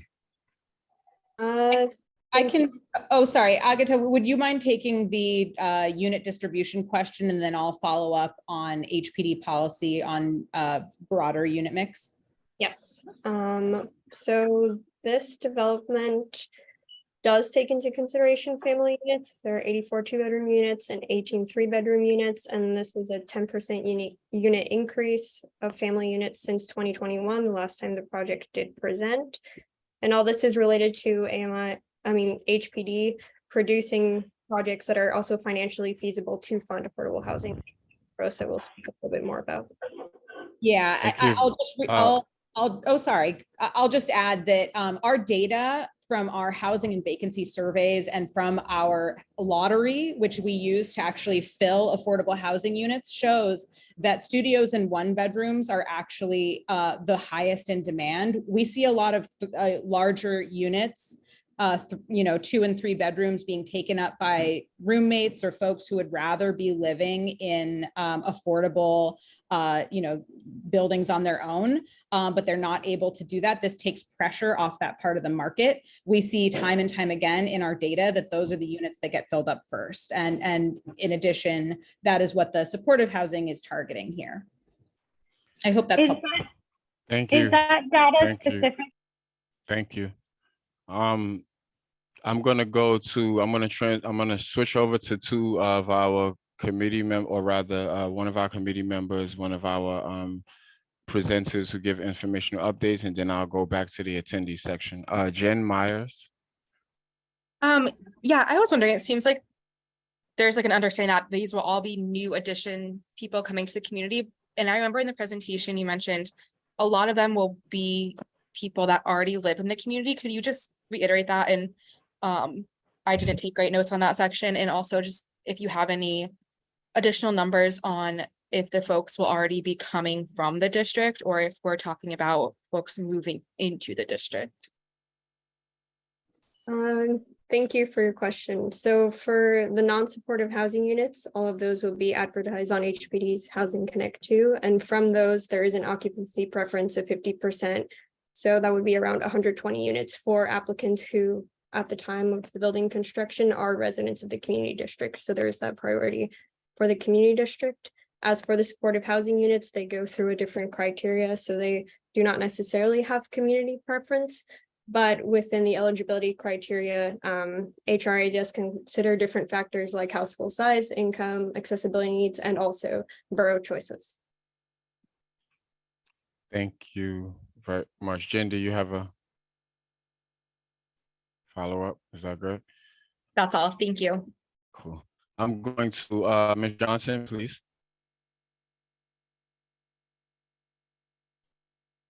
Carol Johnson, is that a hand? Yes. Hey. Good evening. My question is, while you were having these workshops and everything, did anyone consider coming into East Harlem and having a session with us, a forum? Because people are constantly bringing things here or planning things without us. And I think that we need to have a session that is publicized, because people in this meeting are people that make meetings all over the city concerning our community. And so I think that we need to have a public forum. Do you plan to do that with the residents that are already here dealing with the multitude of issues that have been spoken about?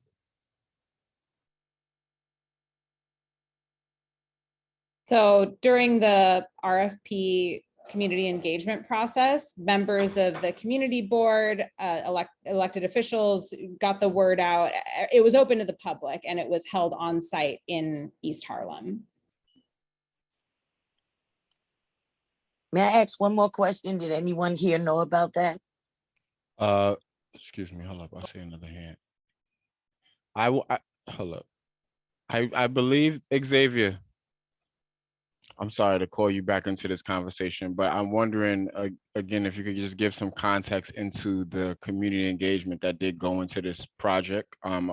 They did express some of it, but I feel like the question is still out there. Maybe you could help. Yeah, could you restate the question, please? Sorry, I was helping with homework. I apologize. Yes, Ms. Johnson, could you restate it, please? It was, yeah. The question was that there were sessions and workshops held. And as I said, these are very woke people on this call. We make meetings all over. And was a workshop held specifically for us, for the community members? And if not, do they plan to hold one? So that we can ask those people who are planning to build or want to build here in our community, that we may address them directly.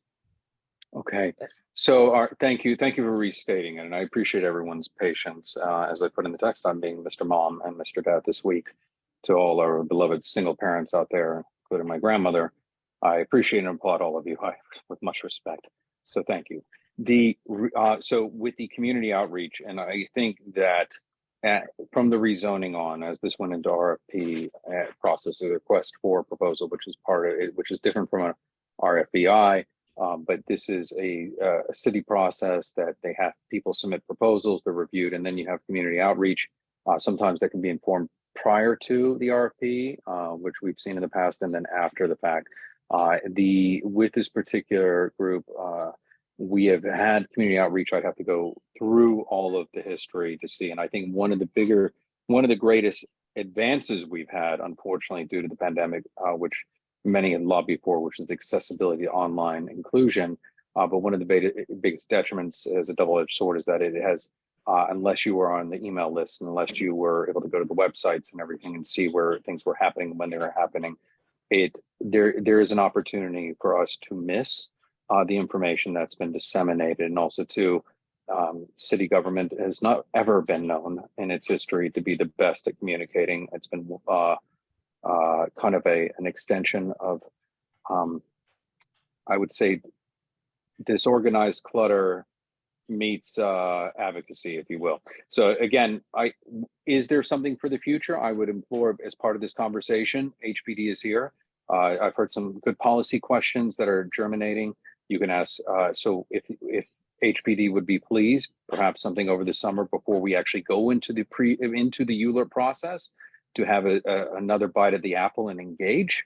I would implore HPD and Timbali and all the others to really get into the weeds on this, because this is the opportunity that it would inform us as a board of the position and of the impact. And I think that is a more holistic way to go about it. So if HPD and Timbali and all the other partners would be willing to host something over the summer in preparation for the fall, given on when they plan to certify, I think that would be the best recommendation I would give. And to the other point, and thank you, Isaac, very much. I hope this is edifying to everyone. It's a lot to consume at once. To the other point, when it comes to senior housing, et cetera, and so on, that has been one of young families in senior housing have been one of our greater asks. And you can see that in many of our statement of district needs going way, way back. So I hope that's been helpful to everyone. I'm here listening in. Thank you. Thank you. Thank you. Thank you. Thank you very much. I'm going to go to the next attendee. Isaac, if I may, I just wanted to note that Rosa shared the PDF file for the community visioning report that was produced, which has all the details on how many people participated and how it was publicized. And I also just put a link into the chat for the East Harlem neighborhood plan. Those were really the two documents that we used to determine what the community was asking for this location. Oh, great. Okay, so it's important. Well, I think those links might have, let me see. Hope they didn't go to the same place. Thank you very much. Okay, I got it. Great. Okay, great. So click on those links in there. Since y'all filling up that chat with all of that stuff that probably shouldn't be in the chat, perhaps click on that link and learn some more here. That probably circumvent some of these questions that's coming up. Isaac, I don't see the links. Where are the links? Okay, so Marlene, can we make sure everyone can see the chat, or how should we do this? I'm sorry. I think for some reason I can't. No problem. Okay. For some reason I can't share with everyone. I will figure it out. I'm sorry, Isaac asked me a question. I will figure it out to see if people are having difficulty, and I'll fix it, the tech issue on my end. Okay, so you guys can proceed. Thank you. Thank you, Marlene. Thank and you I so have, much. thank you. I have those documents pulled up as well, so I can also be helpful at some point. Thank you, Marlene. All right. So the next person I have here is MO. Yes, good evening. How you doing? All right, finding yourself. Hope everybody's okay. Good. I have like a two-part question. The first part is, they're kind of connected, but how did you all go about choosing the site? And also added to that, I heard some of the speakers say that they actually, I guess, spoke to people in the community, but how was that done? Was it surveys? Was it boots on the ground? And the reason why I'm asking this question is because I lived in this area for 40 years. And in my opinion, this is kind of counterproductive if you really don't know the area. Like, for example, the woman earlier said that she lived on Lenox Avenue. There is a huge difference between Lenox and Lexington Avenue. Lenox doesn't have people out in the open selling drugs, using needles. So it's a huge difference. And I'm saying it's counterproductive because why would you put a facility like that or a building like that in an area such as East Harlem, where we have the highest rate of people with mental illness issues, and also the drug usage is like out of this world, and it always has been. In addition to that, the schools are already overpopulated. By the way, I'm a teacher, so I know this firsthand. We even have immigrants who, with the immigrants who are seeking asylum, they're placed in a school right there on 117th, and between 3rd and Lexington. So how did you go about choosing the area? Like, did you survey it, or did you just look at a map and decide, okay, this looks like the best place? I'm trying to figure out the process. Because in my opinion, if you would have actually spoke to people, not just during the day, but at night, like just go around and survey the neighborhood, I don't think you would have, if you would have been on Lexington Avenue, let's say like 10 at night, 9 at night, you would have chose this area. So that's basically my question. Like, how did you go about choosing this area? Thank you, beloved. I want to just note for you, brother, that question was asked about 4 times already. 4 different people asked that question. And I'm going to assume that perhaps either the presenters are not asking it clear enough, answering it clear enough for people, or folks who are raising their hand are not listening to the questions. But that's literally like the 4th time somebody asked that same exact question. We're going to open it up to the presenters. May I please answer the brother's question? I just wanted to know the process. I'm sorry, but No, you good, beloved. You good. You good. And I think if folks are now able to access the links, we're happy to resend them if you need. But the East Harlem Neighborhood Plan was really the beginning of all of this. It was 1, 2, 3, 4, 5. It was a set of 8 workshops with hundreds of participants on October 22nd. back in 2016, there were 175 people who participated in the affordable housing workshop specifically, who identified that public sites in the neighborhood should be driven towards 100% affordable housing development. We looked at what was able to be built on. Some sites are suitable for housing, others are not. And over, that was the seed of this idea.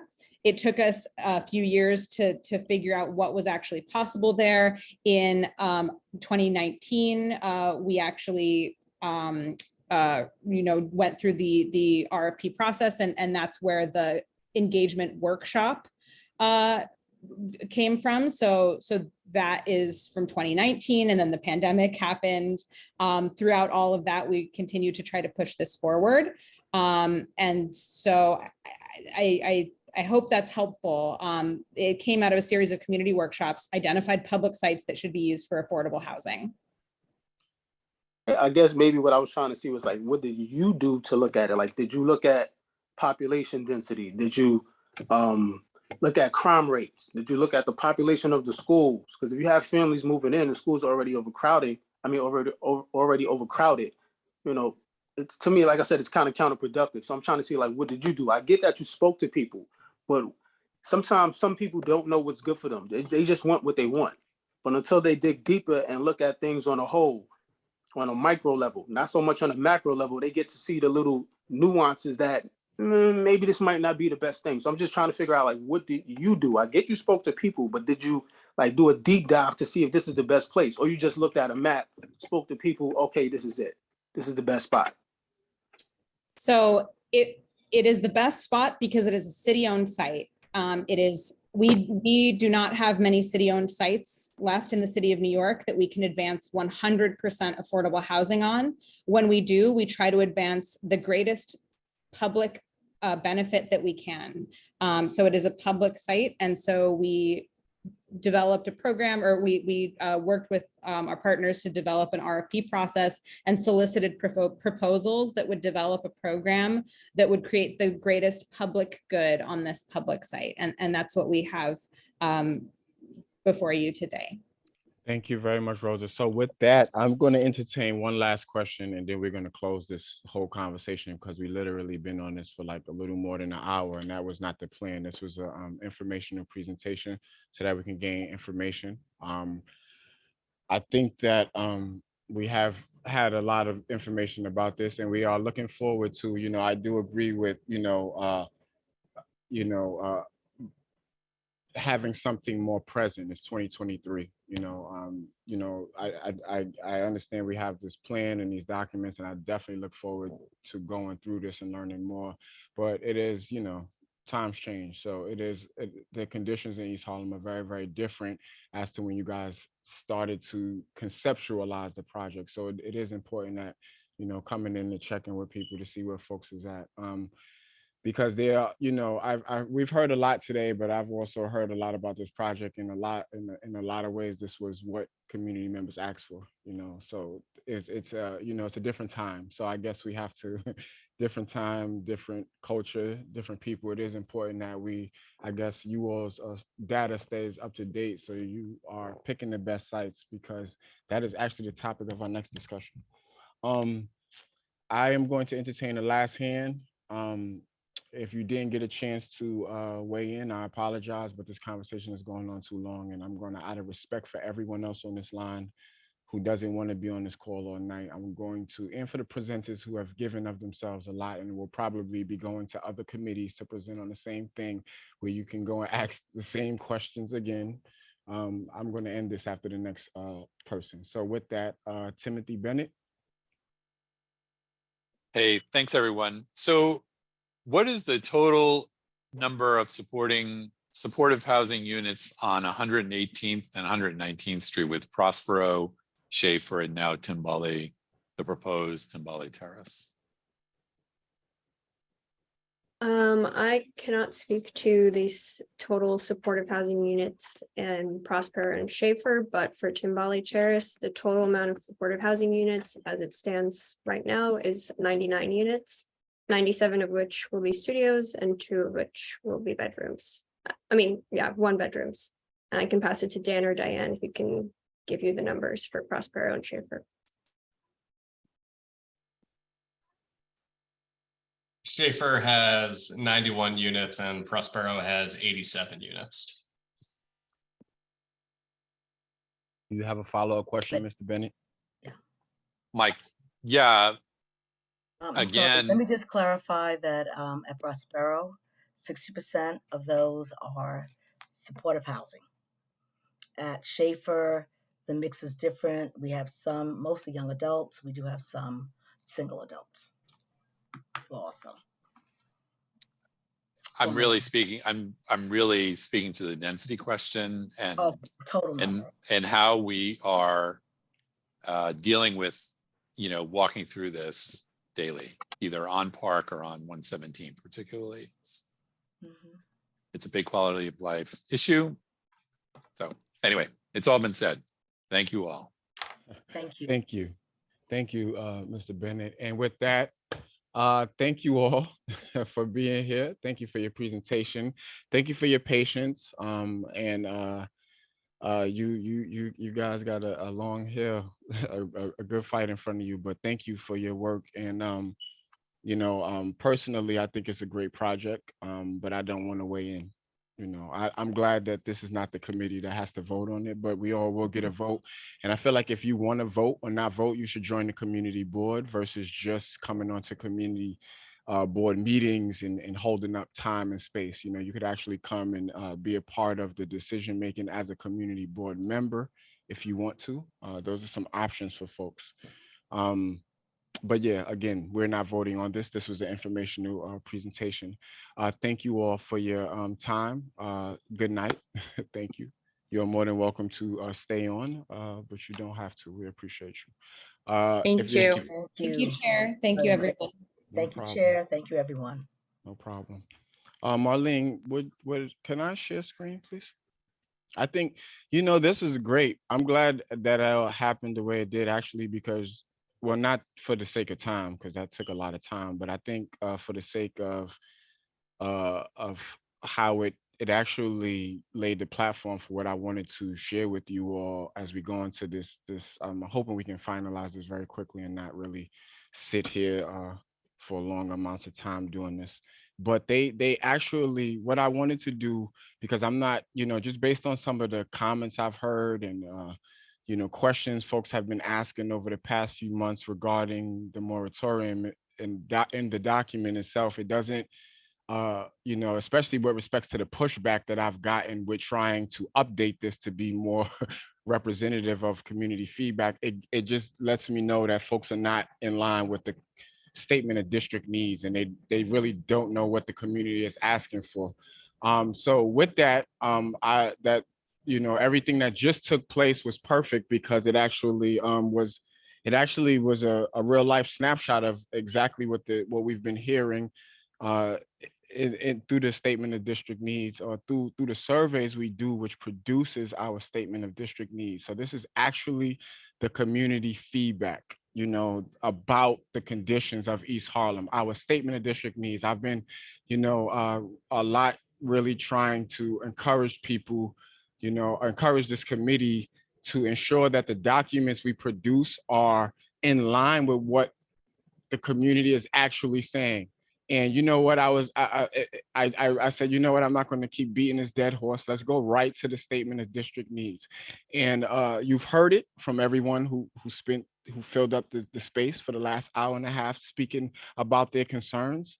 And I'm going to briefly, very quickly, just give you a snapshot of the statements of district needs from fiscal year 2021 to 2024 so that you can see the consistencies and what's been asked. But there was a question on the intention. So now we're in our discussion on this updating the language to our moratorium document, which we had, which was very outdated. It did not advocate for a lot of the concerns people got on the phone just now and mentioned. It did not. It only advocated for presenters such as the ones who just came to come before us and provide information. That's all it advocated for. It did not advocate for any additional resources. It didn't advocate for better quality of services for existing programs. It didn't advocate in its fullness. It was, I would say, underdeveloped. So what I've been encouraging everyone is let's update this to be in line with the community statement of district needs. With that, really quickly, fiscal year. Okay, Yes, sorry. Thank you is so that- much. Sorry. Go ahead. I was just Oh, gonna wow. ask you So to you're gonna increase tell me make it bigger, everybody. right? Yeah, yeah.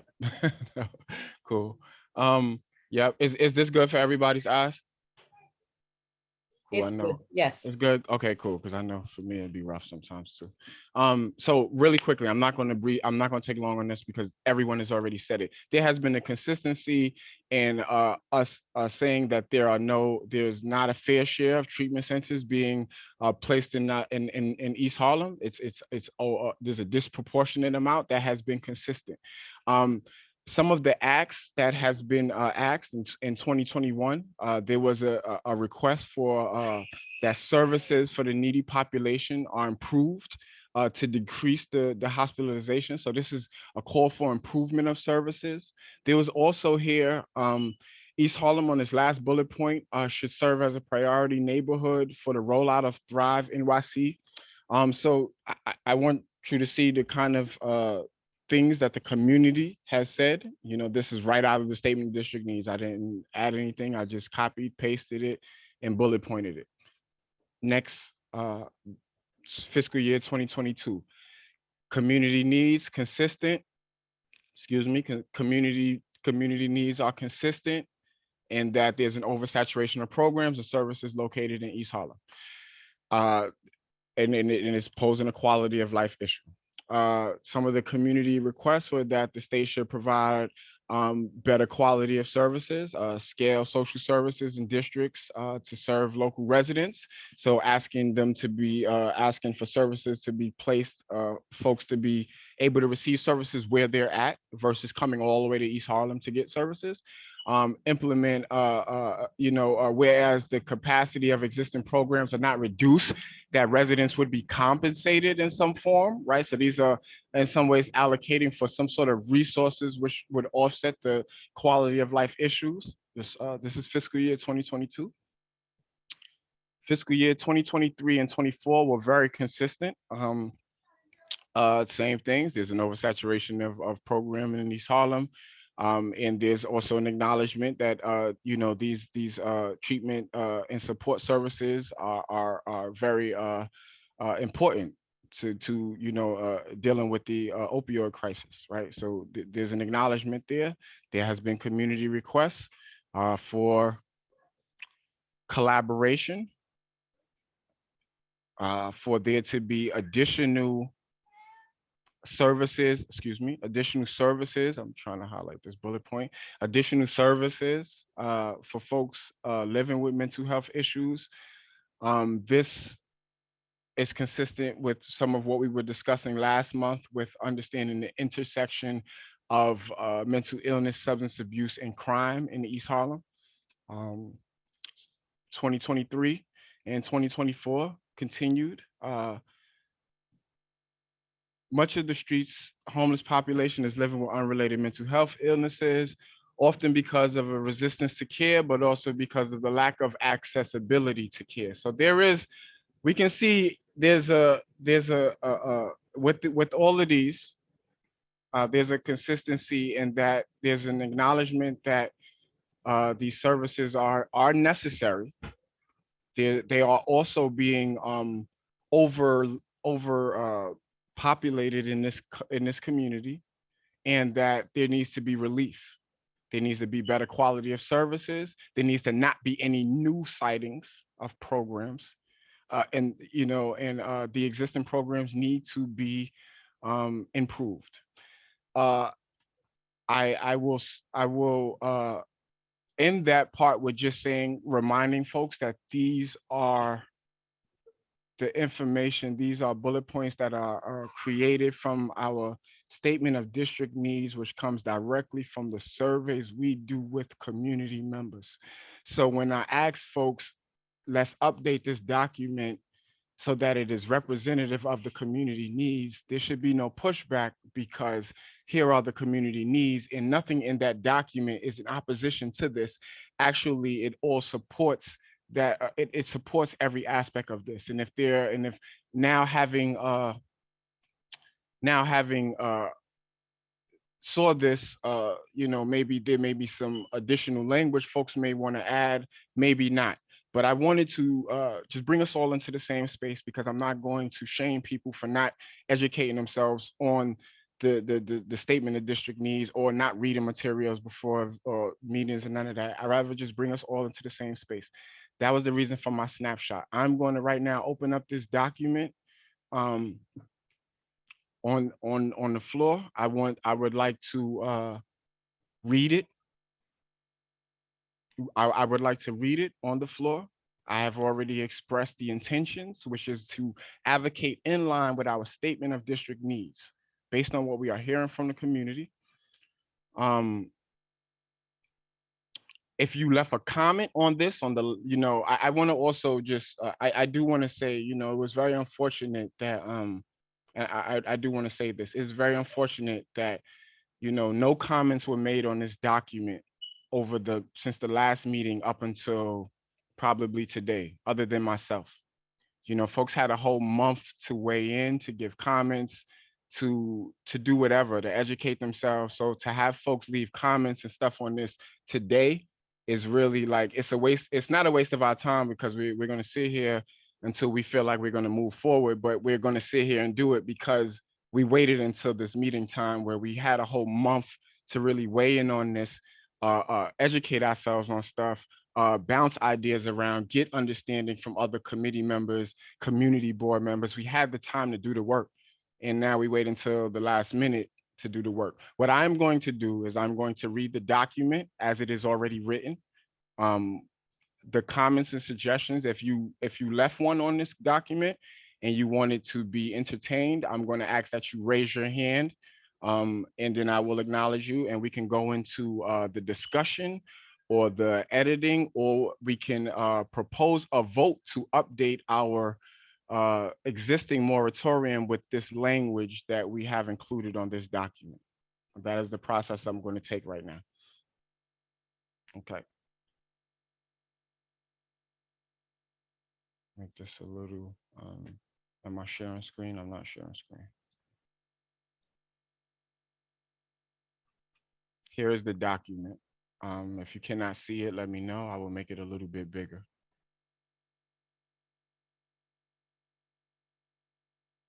I'm going to, please allow me to read this all the way through, and then from there we can get into either vote to accept, more discussion, whatever folks feel like we need to do. But I purposely did not put this at the end of the meeting, because I don't want folks to be drained of their energy by the time we go through this. So this is regarding the moratorium on sitting of any new drug rehabilitation, chemical dependency, or treatment centers within Manhattan Community District 11. Where areas Manhattan Community Board 11, whose primary mission is to advise elected officials and government agencies, and its Human Services Committee, which is tasked with addressing matters impacting the health, quality of life, and welfare of the district, encompassing East Harlem, Randall's Island, and Wards Island, and is experiencing a global pandemic, which has disproportionately resulted in the tragic loss of Black and Brown residents of our community, and in every corner of our city, state, and country. Where areas addiction programs, including supervised consumption sites and harm reduction programs, play a crucial role in addressing the opioid epidemic and other substance use disorders in East Harlem, Randall's Island, and Wards Island, and the economic resources. provided, excuse me, let me read that over because I don't want this to sound, sorry, I didn't realize that.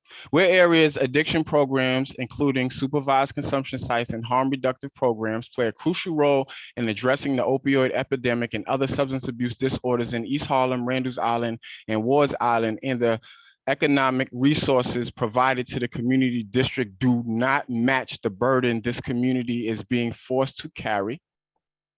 Where areas the sitting of drug rehabilitation, chemical dependency, or treatment centers across our district is often done with little to no notice to our community and has resulted in an oversaturation of substance abuse and addiction services located in Manhattan Community District 11, as reflected in public records, which show our community hosts 15.4% of the service capacity for New York City, but only has 4.1% of the need for these services.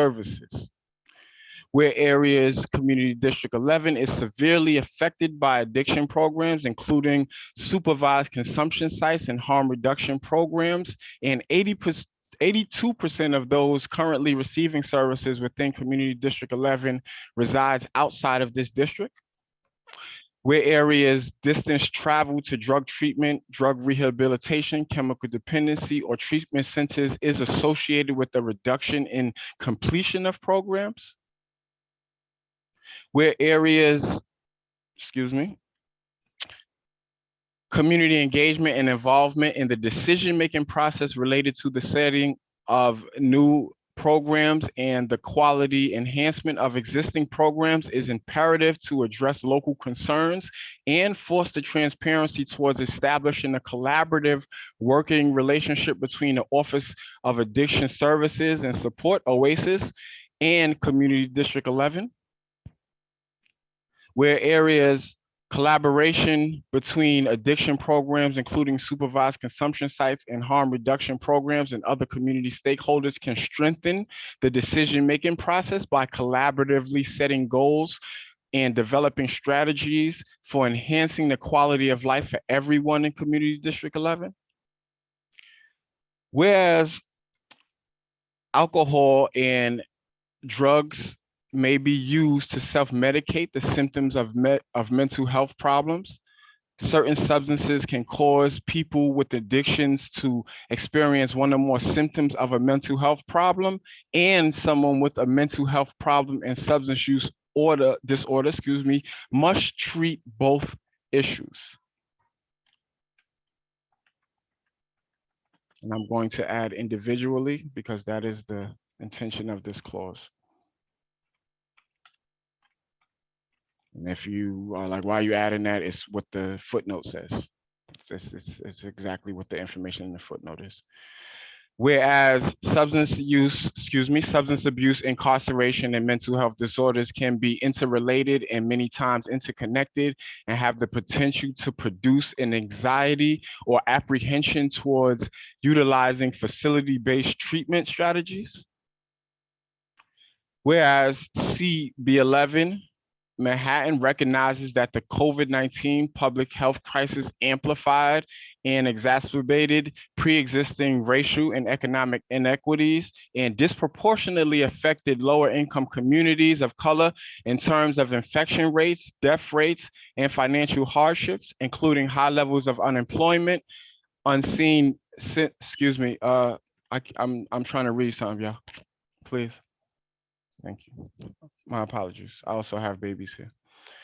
Where areas CB11 recognizes that the COVID-19 public health crisis amplified and exacerbated pre-existing racial and economic inequities and disproportionately affected low-income communities of colors in terms of infection rates, death rates, and financial hardships, including high levels of unemployment unseen since the Great Depression, which leads to increased housing instability and may elevate chemical dependency for those with previous history. Where areas childhood trauma can foster adult substance abuse. Where areas the 1989 City Charter, Section 203, required that the New York City Planning Commission to adopt criteria to further the fair distribution of the burdens and benefits associated with city facilities consistent with community needs for services and efficient and cost-effective delivery of services, and with due regard for social and economic impacts of such facilities upon the area surrounding the sites. Whereas CB11 maintains that it is time for a fair share model to be made a priority of our city and state agencies, as well as those elected to represent in government. Excuse me. Those are the premises for which we have written this letter and are making the following demands. Therefore, be it resolved that Community Board 11 calls upon the New York State Office of Addiction Services and Support OASIS and other regulatory agencies that have oversight over the above mentioned programs to, 1, implement an immediate moratorium on the sitting of any new drug rehabilitation, chemical dependency, or treatment centers to be located within Manhattan Community District 11 for the next 12 months. 2, provide a comprehensive list of all OASIS authorized drug rehabilitation, chemical dependency, or treatment centers located in Manhattan Community District 11, and provide, where possible, primary contacts of providers, names of owners, landlords, authorizers, funders, donors, subsidiaries, investors, providers, partners, services, delivery methods, outcomes, and metrics for determination, of success, funding sources, medical or other professional certifications, and proof of standing, capacity, and current demographics of clients served, and any necessary and pertinent information related to the execution of Community Board's 11 charter mandated role and responsibilities.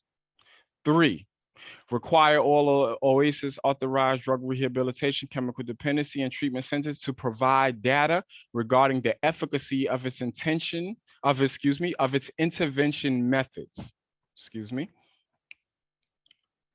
4, require all existing OASIS authorized drug rehabilitation, chemical dependency, and treatment centers to provide enhanced mental health assessments and continuum supportive services embedded within addiction treatment strategies. Within all addiction treatment strategies. 5, requiring all existing OASIS authorized drug rehabilitation, chemical dependency, and treatment centers to enhance their local recruitment strategies to target those individuals who are not familiar with safe drug use strategies, as well as those individuals who are not comfortable with facility-based drug use. 6, require all existing OASIS authorized drug rehabilitation, chemical dependency, and treatment centers to diligently forge collaborative relationships when no relationships are pre-existing.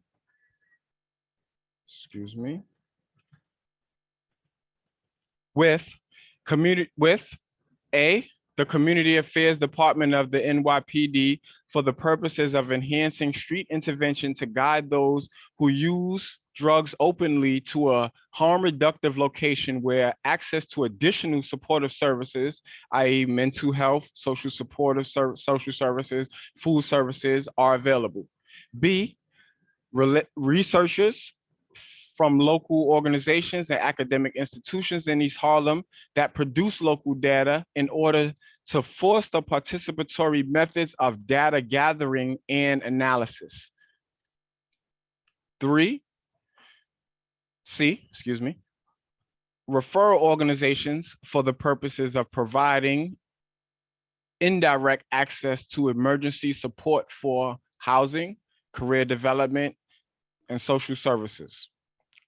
7, require all OASIS authorized drug rehabilitation, chemical dependency, and treatment centers to come before CB11 to share the current status of their programs and future goals no later than 120 days prior to all reauthorizations and/or expansion of services or service capacity. That concludes the letter. And the minutes from our May meeting, which were distributed beforehand, specifically listed the additions that were included into this alongside what is being added right now on the floor on the record. With that being said, I'm going to leave the share screen up, but I am going to open the floor up to committee members to either weigh in on a comment that they have left on the document, resolve the comment. It would be very helpful if you suggested language or you just type the language in for us. Since you all have access to this document, I can put it in the chat or share it back with you right now directly if you don't have access to this, but I did email it again to everyone on Friday. So everyone has access to this document. It would be time efficient if you could weigh in with specific language we can update, but as it stands, I believe we have successfully moved this document from being one that was used as a stigmatizing dehumanization tool to just say we don't want supportive services in our community, to a document that now, one, acknowledges the importance of these programs, but also acknowledges the importance that they not be condensed into areas that are already highly impacted, and that there's a need for additional resources. So I think this document is very much developed. So I want to open up the floor now to committee members. April, please. Thanks, Isaac. And yeah, I agree. I think we have come a remarkable way and revised in very, very positive ways. So I'm proud of the work that we've all done together.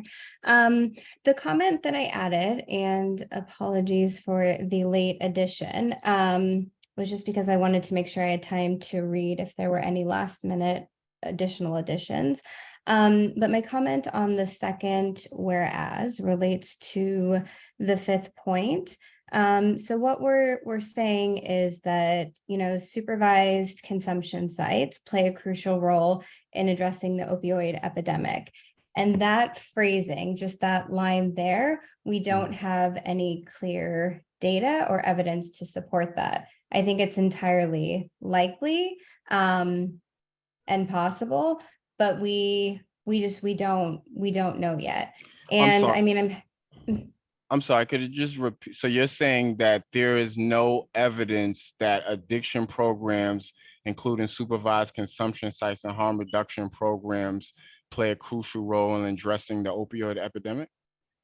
So I think that they have benefits, and there are good studies to support that, and I can share them, including by the American Academy of Family Physicians, but the biggest task forces in the United States don't recommend necessarily supervised injection sites. It doesn't mean that they're bad. It doesn't mean that they're not beneficial. And again, I think there are benefits.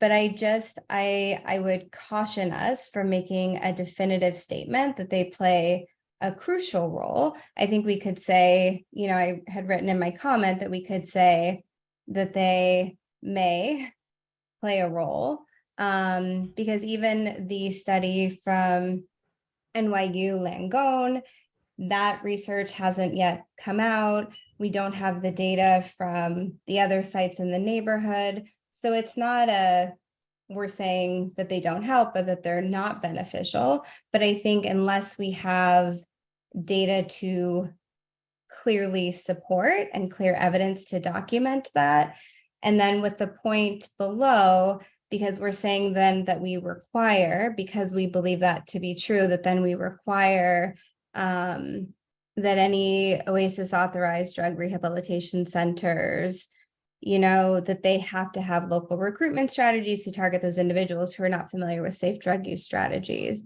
So again, I would hesitate to require something that is not even recommended by key governing bodies in the US, if that makes sense. It does make a lot of sense, and I don't want to be I don't want to be the person to argue the point of whether these sites play a crucial role, because I would hate to believe we have advocated for them and have, but I understand the point you're saying. We don't have the data to say it definitively. What could what are some suggestions? Significant role, could play a crucial role, may play a crucial role. Yeah, I would just, my suggestion would be, whereas addiction, including blah, blah, blah, and harm reduction programs may play a role. Okay. That's very clear. If we think it's important to keep it in there. Okay. And then also just making sure, yeah, so I think that that's great. I feel good about that.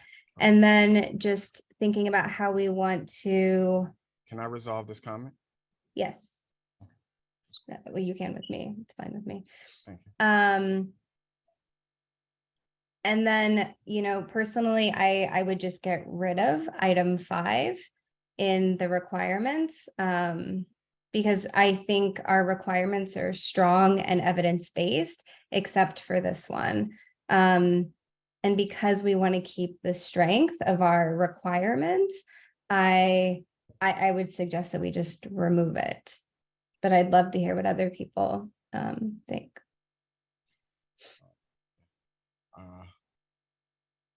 I mean, if no one else is going to raise their hand, I'm not opposed to that, removing it completely. I don't think it does us any. I don't think it takes away. I think it was just an additional clause which was made as it related to something. One of our presenters who has been doing this work for 20 years made a comment on from exponents. Mr. Powell mentioned that they have seen folks resist facilities because of their past experience with facilities. So, you know, so but yes, if no one's gonna raise their hand, we can erase it right now. I'm not gonna. And I think it's certainly something where next year, and certainly once we get data from these, you know, then we have just more strength behind our request and our requirement. You know, thank you for saying that, April. I do want folks to know that it is my hopes that every year we add to this. As we every year there will be a new study, there will be a new statement of district needs, and even if there are consistencies, there should be some additions to this document, especially if we're only asking for it for 12 months. So every 12 months, we should be considering adding more to strengthen this document for our advocacy. So thank you for saying that. So does that resolve the 2 comments you?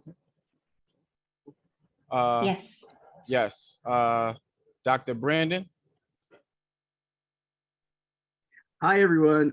So yeah, I just want to speak to my comment. I actually had a chance to look at it today, more, you know, closer, a little bit closer. And, you know, my comment is basically, you know, I've been here for 10 years and I have seen little to no change in terms of what the area looks like, especially in the Lexington 125th corridor. And my only concern is that, you know, we continue to add more programs that don't have, you know, data, that don't have efficacy. That's my only concern. I definitely want people to move towards recovery. I'm a therapist. I think it's necessary, but if you're using, you know, if you're not using evidence-based interventions, if you don't have the data to back up the work that you're doing, it just doesn't make sense. And so that's my only reservation about the harm reduction. What are we, and April, you talked about, I guess it's number 5. Yes, there is some mitigation of harm, but is it really significant in terms of what we're actually looking for in our community and helping and servicing the people? The research I've read, yes, there's some mitigation of, you know, overdosing and probably skin issues and HIV, but are really people starting to move towards recovery? Or are they just going to these sites and just using?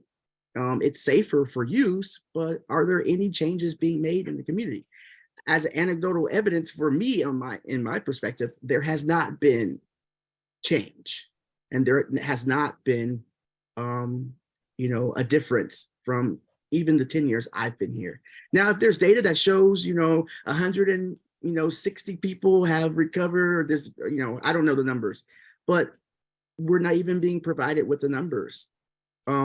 So how can we support continuing to move funds to a program that they don't even have data? I don't know any program that is allowed to continue to service individuals without having data, without having met targets and baselines and, just certain things that have to be accomplished.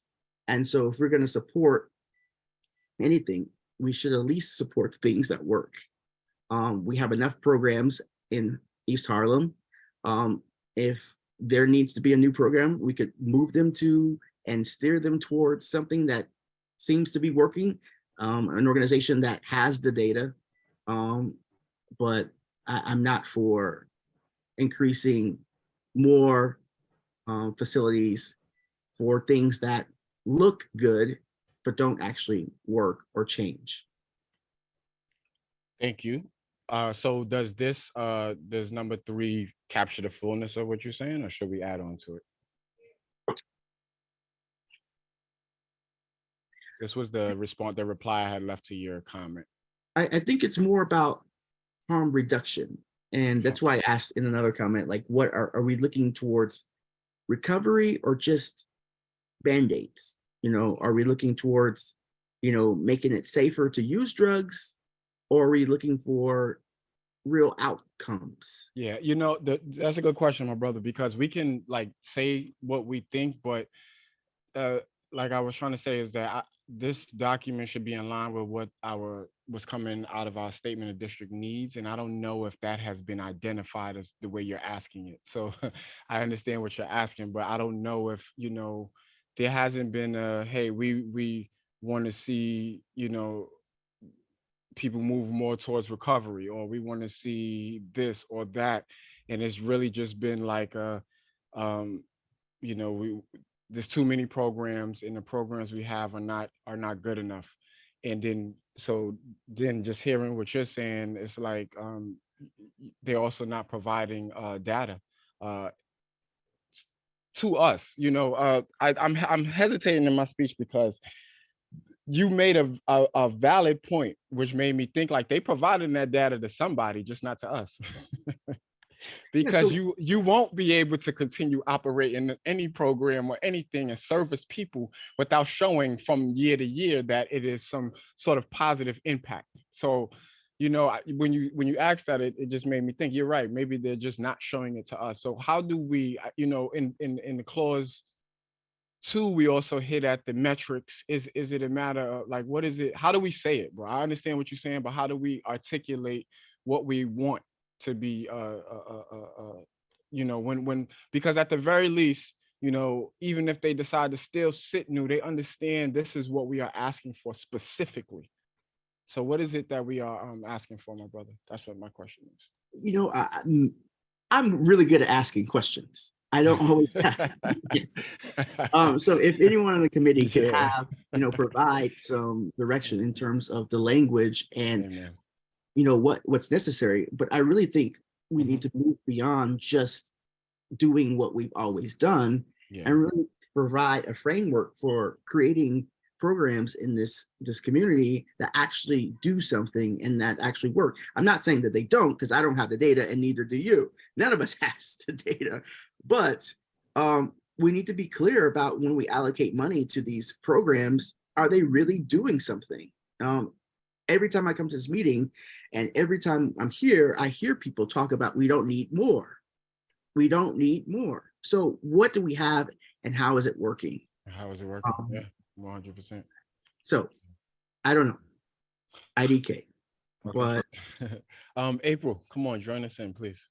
Yeah, I was just going to make a suggestion because I think the distinction, and Brandon, please correct me if I have heard you incorrectly, But I think the difference or the distinction is really, we know that harm reduction strategies, and the data shows that harm reduction strategies are effective for individuals. So it definitely, there's evidence that shows it reduces overdose deaths, infectious diseases, so those skin things, lowers the prevalence of HIV. But I think what we have been tasked with as a committee and on the community board is how is the efficacy for our community, and how is the community benefiting or being harmed? Because that's really what we want to ensure. Yes, we care about individuals, obviously. So my suggestion is the third note, I would, maybe we could just even add in, provide data regarding the efficacy of its community Can you add that, intervention. April, please? Sure. Do you mind? Thank you so much. I appreciate you. Yes. And I'll go back to suggesting. Please just add it in there. Yeah, Okay. please just add it in. Or we Is can that- say community related. Yeah. I don't think anyone has an opposition to these. I think we're good. No committee members. But does that capture what the distinction that you were talking about, Brandon? Does that I think so. feel? Community, but also just, I guess I'm just thinking about long-term, I think these are, yes, there in at least other places, there are some results from these safe injection sites. However, when we look at long-term, there's no data. There's no indication that people are actually stopped doing drugs, and there is recovery. And that's ultimately where we want to help people move towards. And I don't know how or where or when or why, or if this is even the place for this to take place, but I think the overall thing is that we want recovery. And yeah, so I just don't want programs to get in under harm reduction of just putting band-aids on things and not actually doing the hard work, which is helping people move into recovery programs and seeing the numbers. And the data is just not there yet. So that's Understood. Thank you. If you're good with it, Doctor, we'll leave it as it is.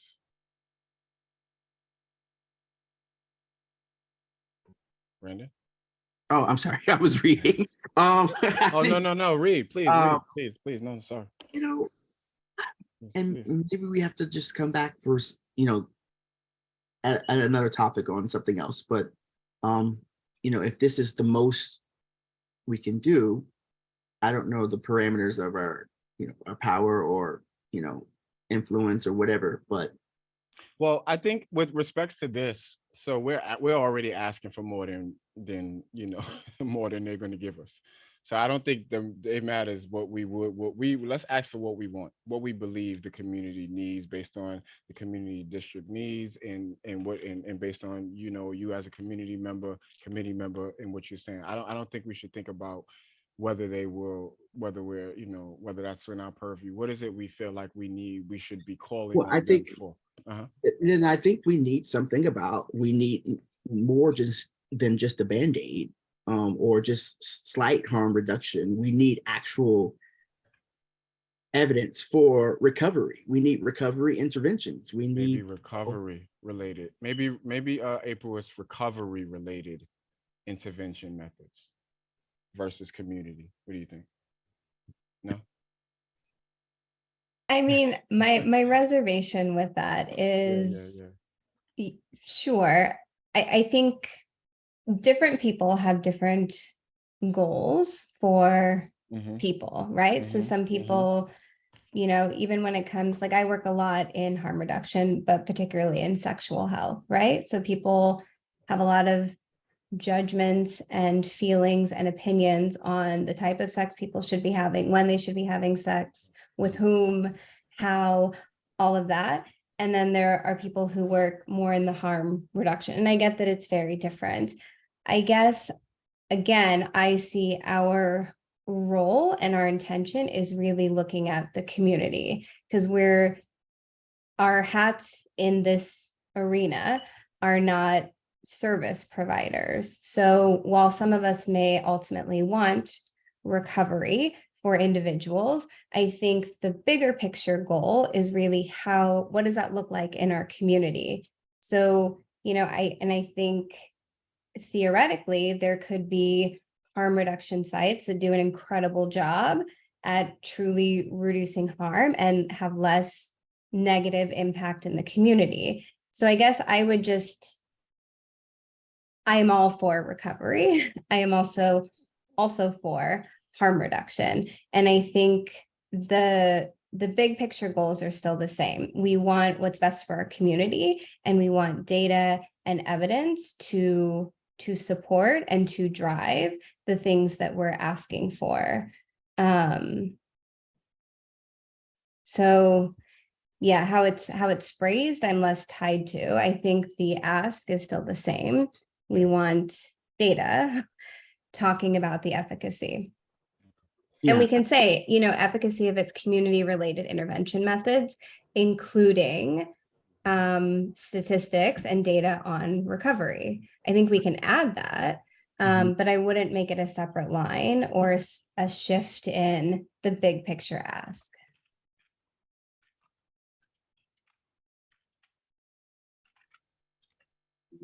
You said statistics and what else? April, what did you say? I'm sorry. I Yeah, don't you know said what I said. statistics. I know, that's why just type it in. Statistics and data, I think you said, but I think that's like the same thing. So statistics and I don't know. How about including specific data regarding Yes. recovery? Thank you. That's perfect.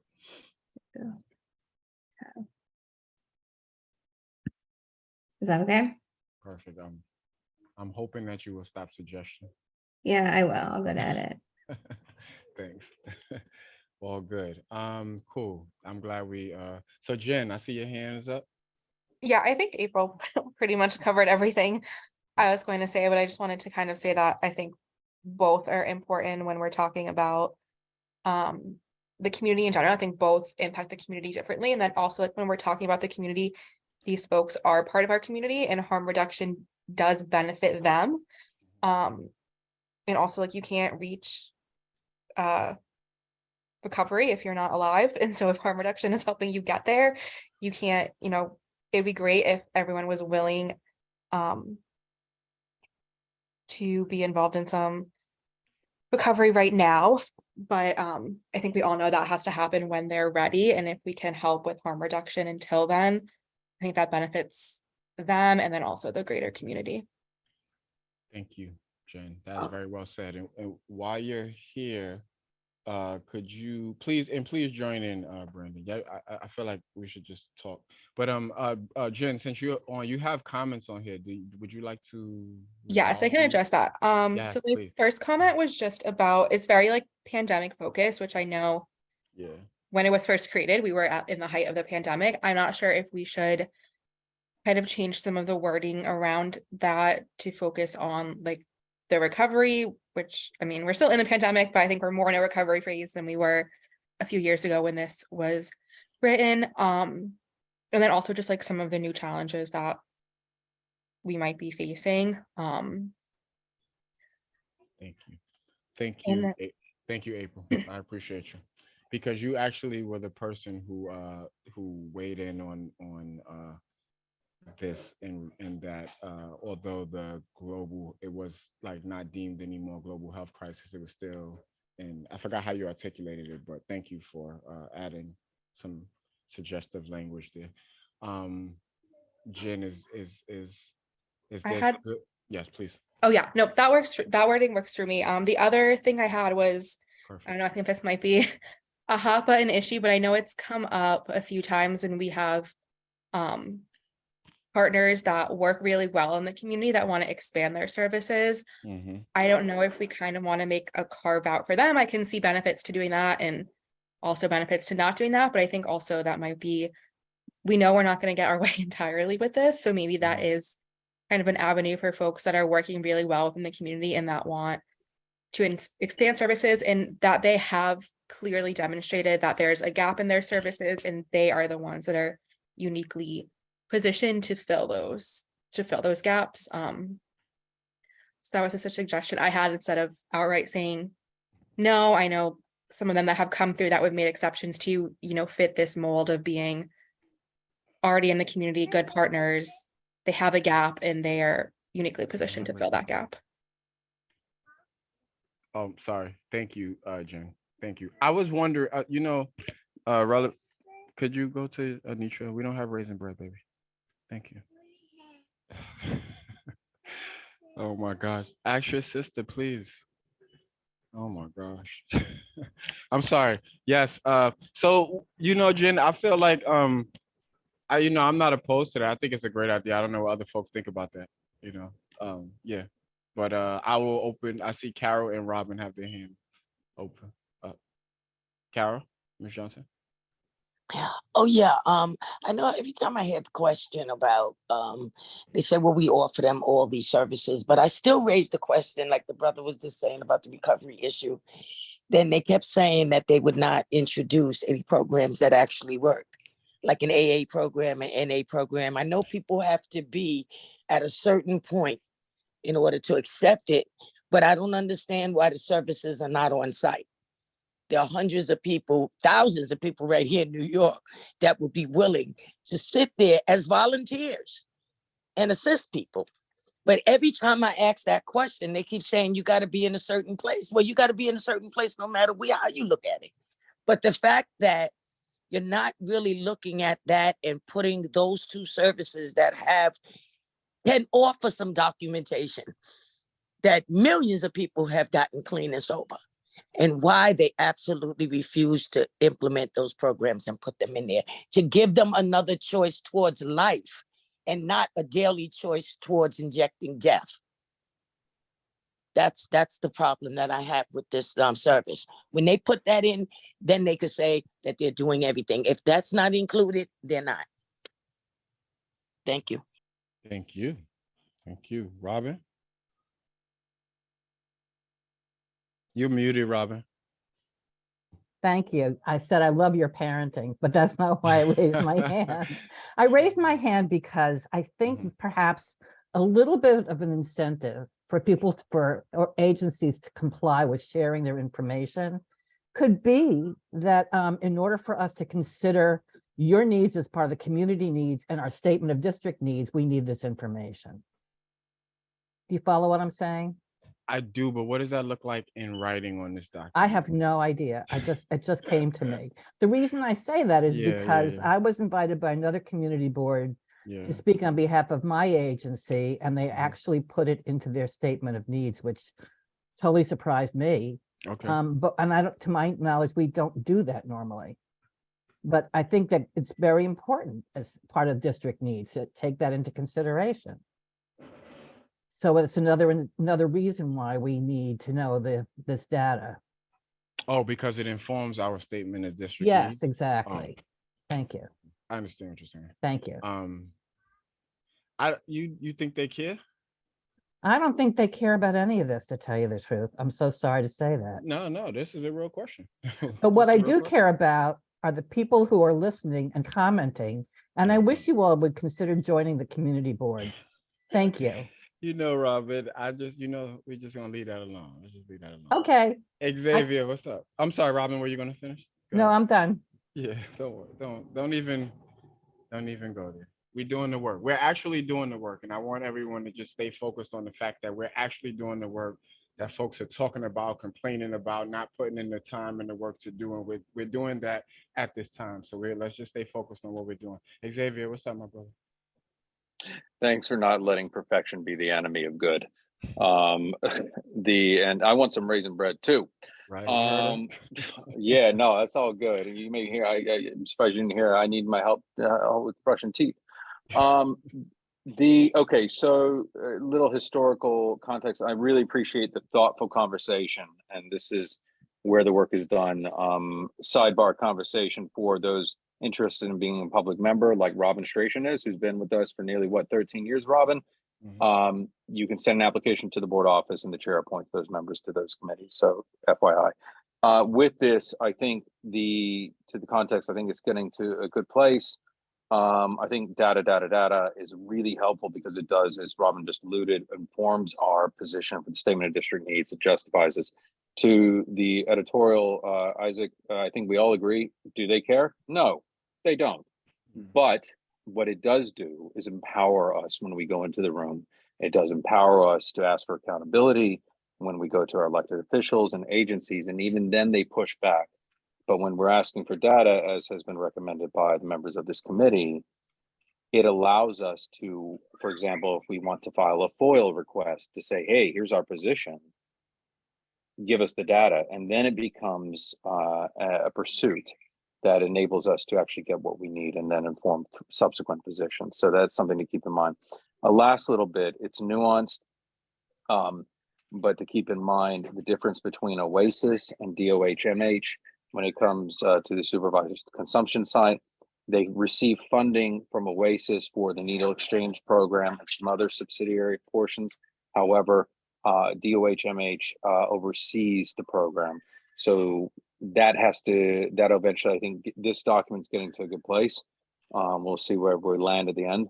But the recommendation is after this is done in the fall, do the work in the background like you've all been doing to take a position with DOHMH. That is, I think, would be fruitful. And then you're going to both oversight bodies. And again, for those that are history wonks and wonks in general, read 700 to 800 pages of The Power Broker, The Rise and Fall of New York, which will define why New York City and state is so difficult to maneuver in its bureaucracy. So that's just to help all of the members of the board and the public. Appreciate it. Everyone carry on. Thank you very much for the time. And I'm here if there's anything else I can do to be of service. Thank you very much. Appreciate you. Dr. Brandon? So I just put in the chat because I didn't want to put in the document. If that makes sense, we're as comprehensive and accurate data. Come on, Brandon. I need you to put this in the document, man. Come on. Oh, okay. I'm staying away from that chat right now. Well, I put it there so I can repeat it. Okay. I got you. I'm gonna just let me try to paste it here and we can read it. If that makes sense. Yeah, that's it. I was over here fumbling trying. Whereas data-driven decision-making, promotion, transparency, accountability, and official and significantly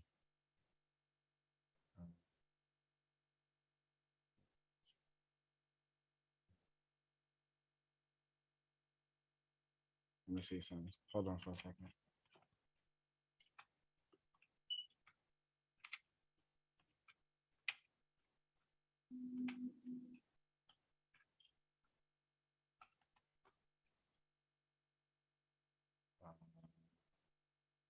What did you say?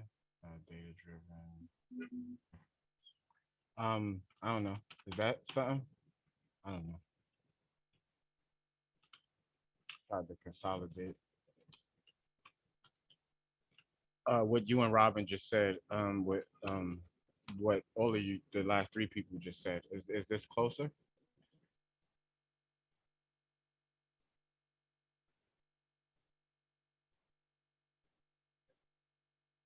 Please, Brendan, please, Xavier. You guys don't need to raise your hand, really. You should just like weigh in.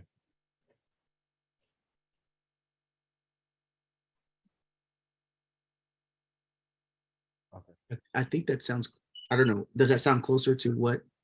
It sounds, Robin, does this sound closer to what you were saying? Excellent. Thank you so much. Okay. Xavier, is that an old hand or new hand?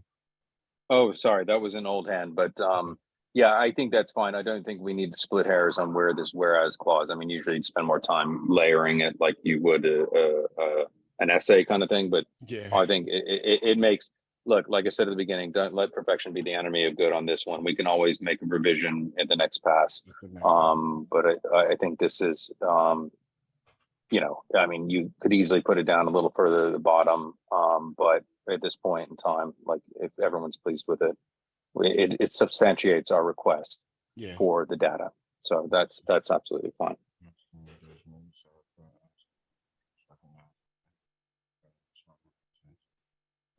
Okay, I got you. Give me 1 second. I'll move that down. Okay, and if it is okay, I don't see. Okay, April, please. Oh, just super quick. I was just gonna close the loop because I don't think we finished on Jennifer's second comment about possibly Yes, adding sorry. something there. No, no, no Yeah. worries.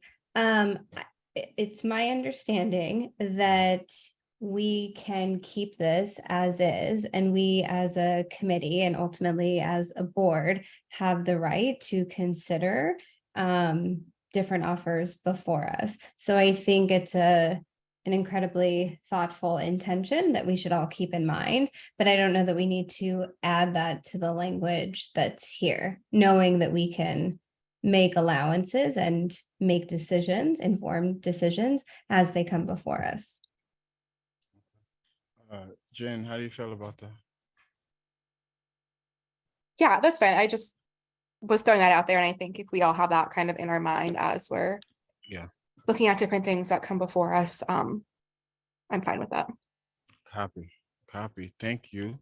So with that, assuming April, that hand you have in the chat and the thing is an old hand, I feel like we have come to the conclusion of the updates that we want to make, at least at this point. And I would love to entertain a motion to accept these changes into our sitting moratorium document that we have.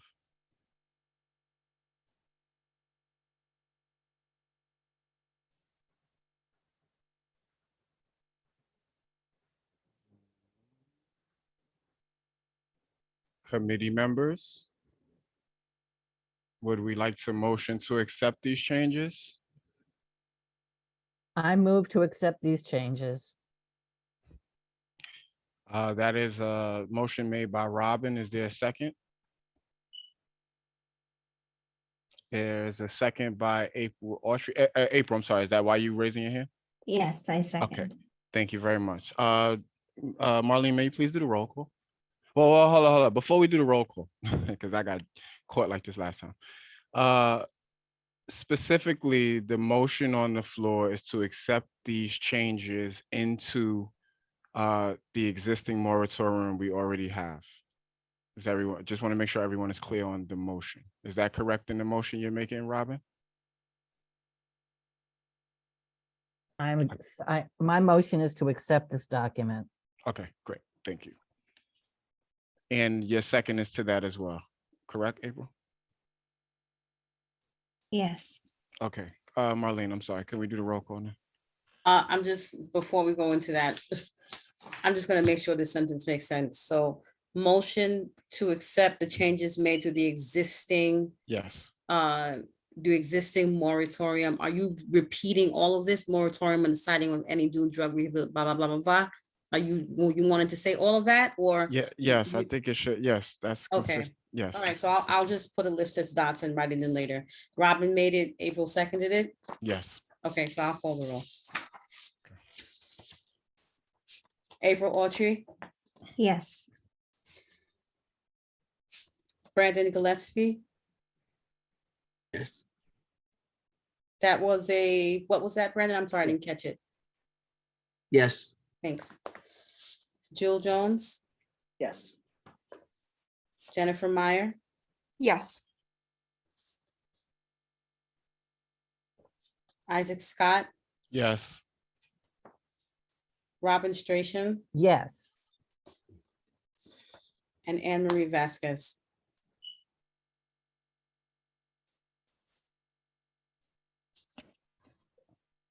The motion carries.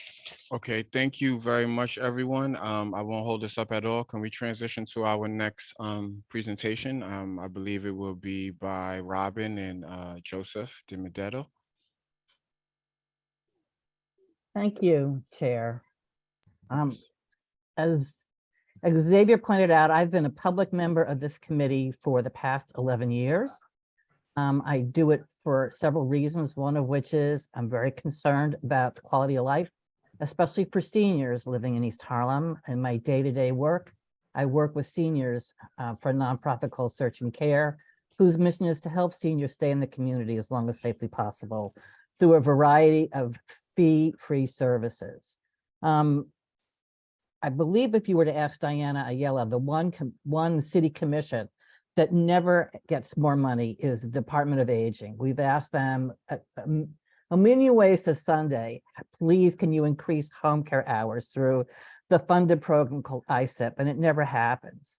And we've not talked about how food insecurity impacts these same group of seniors, but in fact it does. You all know from living in East Harlem that you don't have a lot of food options in East Harlem.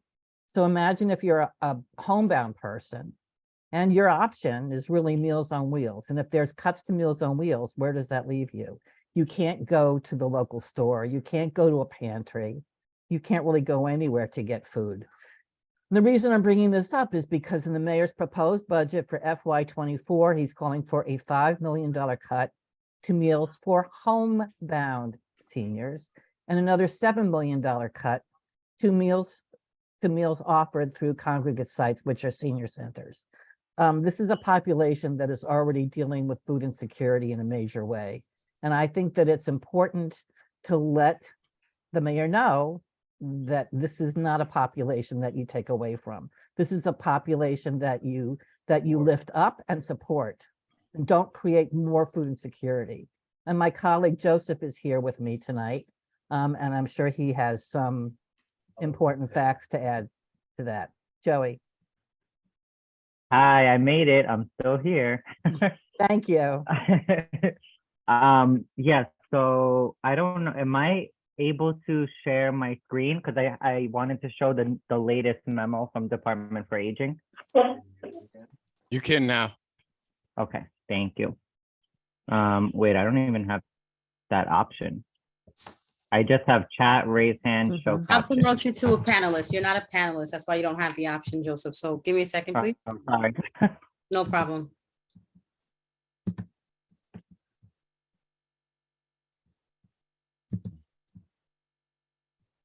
While they're doing that, I also want to add that the way I became familiar with this issue is I also sit on Community Board 7, that's Upper West Side, their senior task force. And we discussed it in our meetings, and they too are creating a letter to the mayor regarding this. And they've also engaged their local electeds regarding it as well. I've made a call to Diana's office. I know this is an issue that's important to her as well. Joe. Okay, I'm back. Now everyone could see me too. Great. So just wanted to share my screen. This relates a little bit to what Robin was saying. So there's two kind of older adult food related issues that are happening right now. This one is I believe a state issue. And I don't need to read the whole thing. But essentially, this has been a change in how Meals on Wheels has operated. Basically, you can see that people that now are in a managed long-term care plan, which for the purposes of people that don't know, are people that get home care through Medicaid, generally are in this, have a Medicaid long-term care plan. And basically what they're saying now is that if they are in a managed long-term care plan, any new clients at least, beginning April 15th, they would not be eligible for Meals on Wheels, which is a change. That has never been a part of any of our screenings before. So that's something that's very different. And it came about, for those of you that don't know, from some kind of state audit where they, I guess because of how the money trickles down, thought that it would be double dipping if somebody has Medicaid and they get Meals on Wheels. I, probably take somebody smarter than me to know the intricacies of that. But that was basically how it was relayed to me, that it was seen as double dipping. I don't know how this is going to impact people in general, particularly those in East Harlem who are, much more vulnerable than different communities. Supposedly the managed long-term care plans are supposed to provide the home delivered meals. I'm not sure how that's going to operate, because I'm not sure if every managed long-term care plan even provides home delivered meals. I guess this is something to be seen if they're going to start implementing that. But I think the biggest challenge is going to be with how everything shifts now. You know, for example, we usually get a lot of clients saying, oh, I want to recommend my friend for Meals on Wheels. And now if they happen to have Medicaid, it's going to be a whole different process. And then, you know, people might be confused and say, well, my friend's been getting it, you know, this way and she has Medicaid, why can't I? So that's kind of one change that's happening. And the other thing, I'll share my screen, which has to do with the Meals on Wheels. Let's see if I still have it open.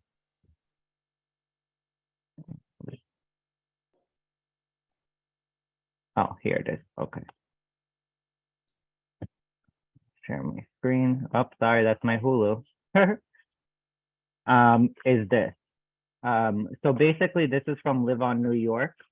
They're the advocacy agency for older adults in New York City. And if you see, where is it? The food. So here is actually what they're saying that. Joey, we're not seeing that. We're seeing Aquafina on a lounge Oh, chair. great. We love that. Let me see how I could show that again. How come it's not?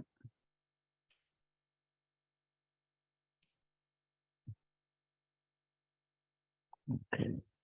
Okay, now do you see it, or do you see my Aquafina? You see it now. Okay. Now we I'm glad see this it. is being recorded so everyone could see that. Let's try to make this brief, Joey, okay? Sure.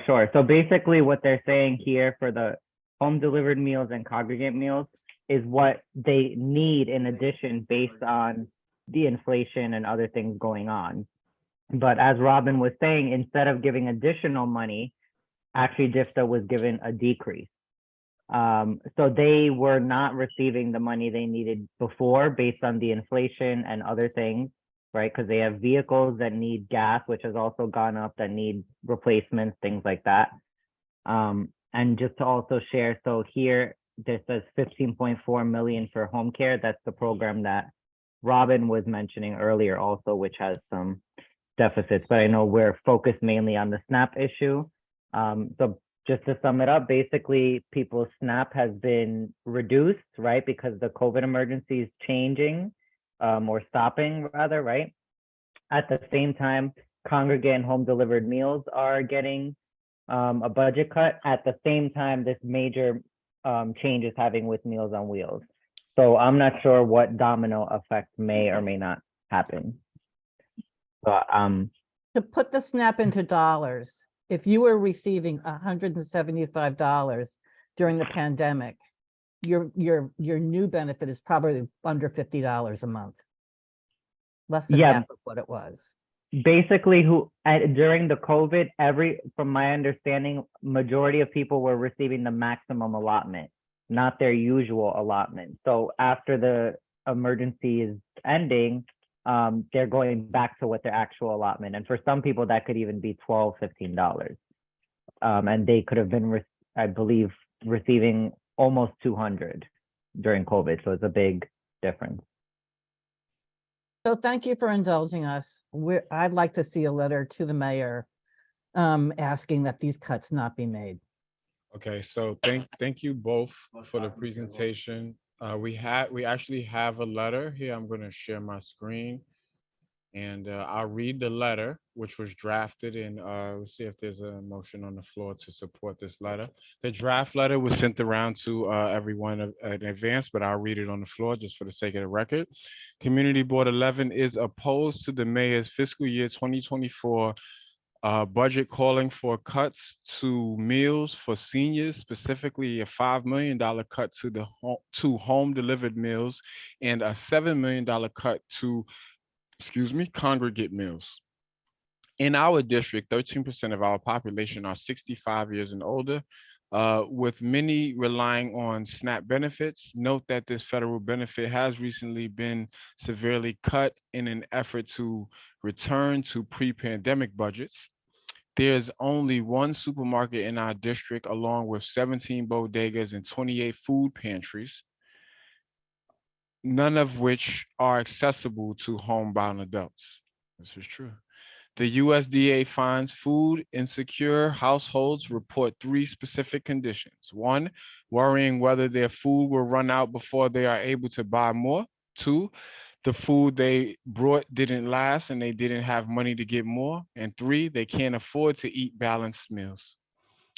The two most significant the 2 most significant nutrition services provided to seniors across the country, as established by the Older Americans Act, are congregate meals and home delivered meals. Given the significant food access challenges encountered by some of New York City seniors, the meals they receive from community centers and delivery services may provide the bulk of their food intake on any given day. This is a vulnerable population on fixed incomes. Please reconsider versus adding to the food insecurity in our city's older residents, for our city's older residents. So it's just some typos that can be that we can make. But genuinely, just here's the letter. This was drafted in response in conjunction with the presentation that was just given. I would like to take this time to entertain any questions for Robin regarding this or Joseph, but also to entertain a motion to approve such a letter. And I see 2 hands. I see one from Jewel Jones. Joseph, you have your hand up for what reason? I was gonna make a comment or suggestion, but other people could go first. That's fine. No. I mean, it's your presentation, so you should give that comment a suggestion, and then we'll open it up to Jewel. Oh, okay. I guess I was wondering, since we're talking about the program in general, and we're just talking about the cuts, does it make sense to also describe how actually the program needs more money and not just to be at the baseline where it's been? I wonder if that's an opportunity to also share that. And the figures are right here in this report that I had. I mean, honestly, Joseph, I think like this is your all's presentation. So you all's draft letter. Do you want that included into this letter? I mean, that's just, like, how do you want that added into here? I'm down to assist with adding that in. I'm not a part of the board, but if that's able to be done, I'm more than happy to assist with that. Okay. Jewel, would you like to ask your question? Sure, but did you want to, clarify or make a change based on what Joseph just said? I have a totally separate question.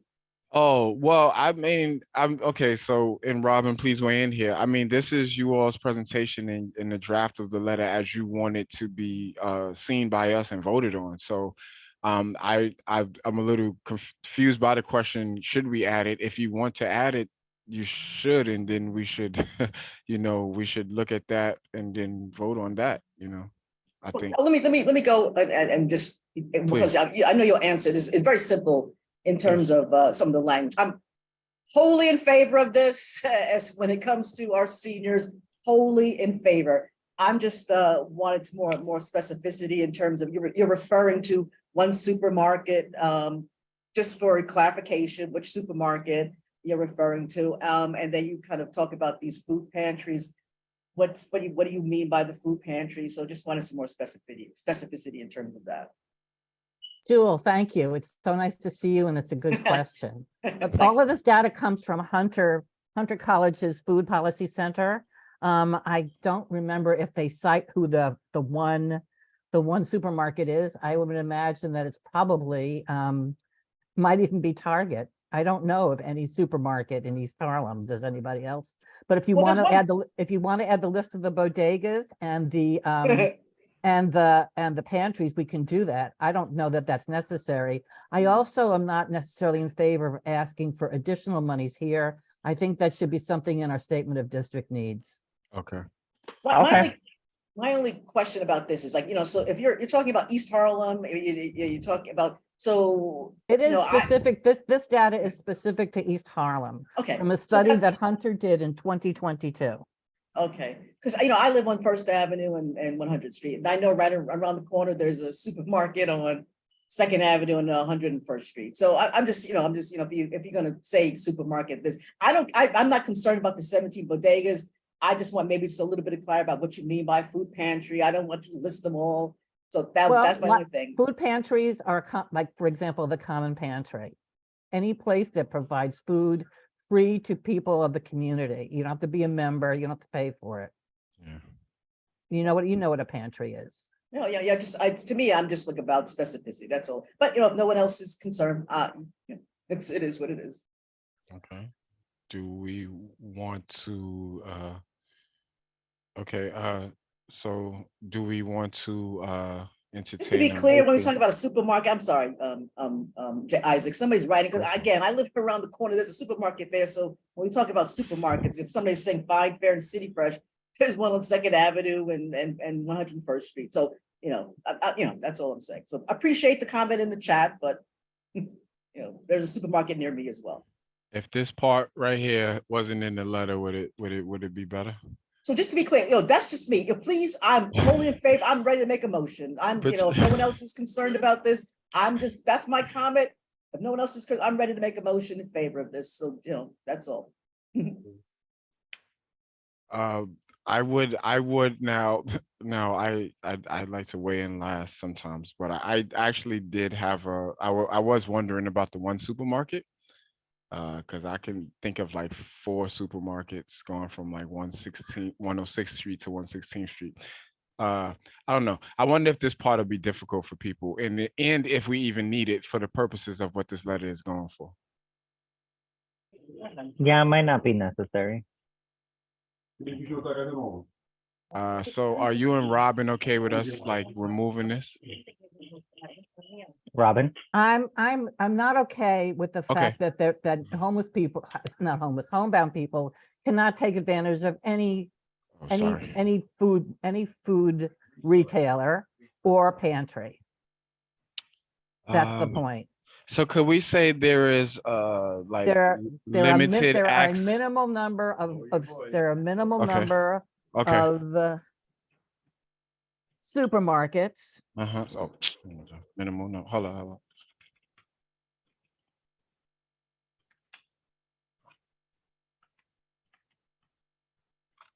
In tandem with bodegas and food pantries, none of which are accessible to homebound adults.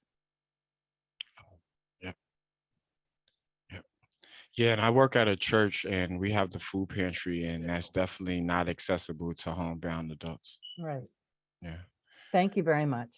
Yeah. All right. So I wonder if we just want to say have limited accessibility. I would just caution to just blanketly say none. I mean, maybe it is none, but I personally have not looked at all the data to know 100% none.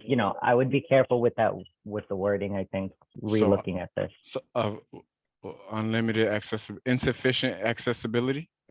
Yeah, or like limited accessibility, something like that.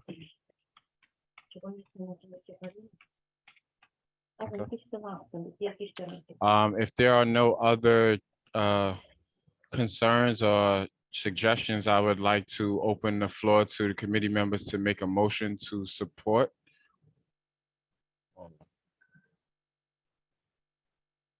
Okay, Jewel, I see your hand. So moved. I support this letter. Wherever it's being sent, I support the letter. I suggest it go to the mayor with copies to our elected officials. Okay, great. Thank you. Well, can we get a second before that? April. I'm sorry. Okay, so who's supporting it and who's April just seconded it? Who's supporting it? Jewel Jones supports the letter. Who made Jewel the motion? Jones. Okay. I'm sorry to be annoying of every single meeting. I just need the sentence. I need the motion language. Sorry. Yeah. Okay, so would it help if yes. I you could just pull it right here. It's right here at the top. This is what it is. Community Board 11 is opposed to, so you could say a letter in, a letter, Maybe In motion, opposition, yeah, and let him know, right? It's the first, it's right there. motion to But I needed support a to come from letter. one of the board members, not Okay, me. cool. All right, go for it, Drew. Committee Board 11 is in opposition to the mayor's fiscal year 24 budget, calling for cuts to meals for seniors, specifically a $5 million cut to home delivered meals and a $7 million cut to congregate meals. That is my motion. Right, but you're asking to write a letter, so the So letter I'm has to sorry, go sorry, somewhere. sorry, now. sorry about that, Marlene. Sorry. A letter in support of what I just said. Yes. Should I, you want to say it again? Sorry. No, it's okay. It says if you're looking at this 20 years from now, it can't come from Marlene Pierre. Marlene Pierre is staff. I'm not the committee. Okay, so everybody, let me just be clear, because I don't want any confusion here. A letter in support of what I just said. So letter in support of CB11's opposition to the mayor's fiscal year 24 budget, calling for cuts to meals for seniors, specifically a $5 million cut to home delivered meals and a $7 million cut to congregate meals. That Thank is the you. motion for the letter. Thank you. Thank you so much. That is perfect. Thank you. So that's a motion made by Jewel and seconded by April. Yes, I second that. Great, thank you. We can do the Thank you, roll. everyone. Appreciate it. Right. We can do the roll when you're ready, Marlene. April Autry. Yes. Jihad is not here. Brandon Gillespie. Jill Jones. Yes. And Jennifer yes, for Meyer. Brandon Gillespie, I'm sorry. I'm sorry. Yes, for This me. is Jennifer, yes. Thank you. Jennifer Meyer. Yes. Thanks. Isaac Scott. Yes. Robin Stration Yes, and thank you to Joseph. and Anne Marie Vasquez. The motion carries. Okay, thank you. Jewel, is that an old hand or new hand? Okay. Thank you very much. So I'll keep us moving. Thank you very much, Robin and Joseph for bringing that to us and for making that presentation. Next, we will transition into our presentation from Tamika Mapp, State Take this Committee. down. I'm sorry, Isaac. I'm so sorry. Can you take your screen down, please? Oh, sorry. No, it's fine. Sorry. Good. Yes, I don't need screen. I don't need to share screen anymore, Marlene, so I'll leave that alone. No, it's fine. It's not a big deal. I think Tamika's gonna need it, but she'll let me know. Okay, cool. So yes, our next presenter is Tamika Mapp, State Committee Woman of 68th Assembly District, excuse me. Tamika, please. Hi, thank you. I'm sorry, I can't put my screen on. I look a hot mess. I'm recovering from surgery a week ago. So I'm gonna came to the board. So thank you so much, Community Board and the chair for hearing me. I'm coming for a letter of support for the resolutions that I submitted to the New York State Democratic Party, talking about the oversaturation of drug addiction centers that we have in our community, but with an accountability piece that goes with it as well. So I'm just going to highlight, sorry for my dog barking, but my kid is running around. So the resolution is addressing the opioid epidemic, including the supervised consumption sites and harm reduction programs. I don't have a slide, so I'm just kind of reading the pinpoints of it. And I did submit the resolution to you guys, correct? Yes, the members got it. And if Oh, you need to yes. share it, I'll share it. No problem. Oh yeah, I was gonna say, I'm sorry, I was muted. I can share it right now too if you want me to while you're talking. Yeah, that way I'm just going to highlight the points. No problem. The second point in the resolution is location consideration, making sure the resolution acknowledges the location of addiction programs is a critical factor in ensuring accessibility and effectiveness of the services. But we need to make sure that the addiction programs is placed in communities across New York State, not just in communities that's our Black and Brown community. We also, I also wanted community engagement with OASIS, because OASIS is the one who's responsible for recommending programs into our community. So I want to make sure that OASIS know that community engagement is very important, and for meaningful engagement, consultations and collaborations with local community members, community organizations, especially with the community board as a whole. I'm also addressing the amendments that need to be changed in the mental health law to be specific and to improve the decision-making process and ensure community involvement. Because right now in the mental hygiene law, there's no law that the OASIS or any state agency has to come to the community to get their thoughts. So I want to make that change to make sure that everybody knows they can come back to the community. And making sure that the commissioner has a responsibility working with the local communities and community organizations to improve services and develop policies that meet the needs of all New Yorkers that's impacted by substance use disorders, and stresses the importance of regular communication such as public hearings or other mechanisms to ensure community input and feedback are considered in the decision-making process. It also calls for the collaborative approach, back to working together to making sure that if we have 10 programs and 5 of our programs are failing, how can we get that to match the other 5 programs that's actually good before we decide that we want to bring another program in that actually does the same thing for our community. And making sure that the proximity to community spaces is in there, right? When we do alcohol, when we do a liquor store, it cannot be 500 feet from any school, any places of worship. It should be the same thing when we talk about safe injection sites as well.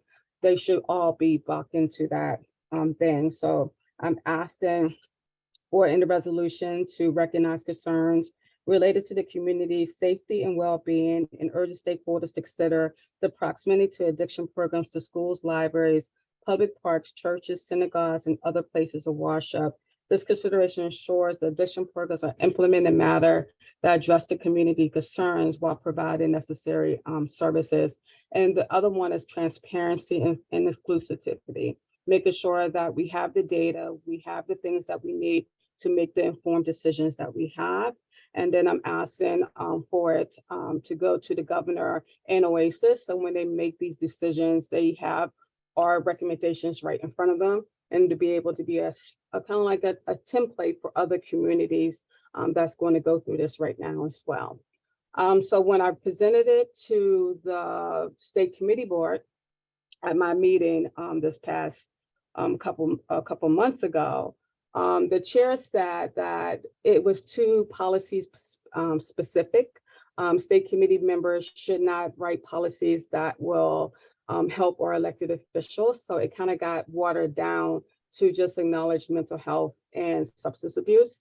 So I'm coming to the community board to get a letter of support so I can continue to lobby for this with our senators, which is Senator Jose Serrano and Senator Claire, and work with our Assembly Member Gibbs to making sure that this becomes law and to be able to help us and help the whole New York State. Because just because we're dealing with this issue right now, other communities is going to still be dealing with the same issues as well. And I want East Harlem, the 68th Assembly District, to be kind of like the standard of information and how it's supposed to be rolling out. So I entertain any questions that you have. Thank you for listening. Thank you very much, Tamika. Does anyone have any questions? Any committee members? I can tell you all that this document totally inspired my the revisions and the updates, suggestions I was able to bring to our document. I think that Tamika captured, the balance of the community perspective very well in this document, and it's very aligned with what we just voted on. And if I'm not mistaken, you're trying to make this law. So we're at this level where we're just advocating to OASIS and DOHMH, but you are advocating to make this law so that it's not just CB11, but no community faces this, correct? That is correct. Okay. Are there any questions from our committee members, please? This has been the topic of the evening, y'all. Okay, with that, oh yes, please, Xavier. Hey, thank you. I'm speaking quietly. Nighttime for the kids. You're in the same battle. I would say in looking at this, the other consideration when it comes to the OPC, and just reminding people again, DOH-MH oversees the OPC, even though they receive some funding for needle exchange program.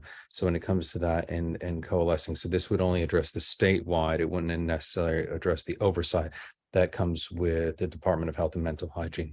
So that is something that, although this would address just the state proportion, it wouldn't bring the full accountability, but I do, it's, I appreciate it being brought before us. Just reminding everyone, this is something that we have been stymied, and not just us, but our previous assembly member, who's now the Secretary of the State of New York, Robert Rodriguez, he got pushed back because of that. And for those, just a reminder of the political industry is that Dr. Chinazo Cunningham, who used to be the commissioner within DOH-MH, is now the head of OASIS. So we're seeing like that kind of overlap.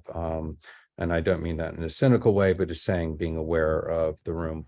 But again, thank you for bringing this. Appreciate it. Thank you for being here, Tamika. I just wanted to make those comments and remind people that we will have to take a bifurcated approach no matter what we do. And just last question for you. Is that you're hoping to present this for the legislative session in the fall, like in the next legislative session? Because I think they just concluded. Is that correct? Yes, it's going to be trying to put it in next year's. Next year. Okay. Thank you. And then to answer your question, yes. So I'm hoping that the state elected officials will collaborate with the city. So once the state do something about it, the city will have the meat that they need to make sure they do something about it. Right now, city is playing state, state's pointing back to city. So I'm trying to alleviate who's pointing what fingers back and forth to get some concrete answers. Thank you for the explanation. Thank you, Isaac. Thank you. So Tamika, could you just remind us one more time specifically what you are requesting? I was requesting a letter of support for the resolution, so I can attach it to this resolution to give to State Senator Claire and State Senator Jose Serrano and Assembly Member Gibbs. Okay. Is there a motion on the floor by any committee members to provide a letter of support? If you have questions as a committee member, please ask the questions. This is addressing the very same issue at a different level. Any questions from the committee?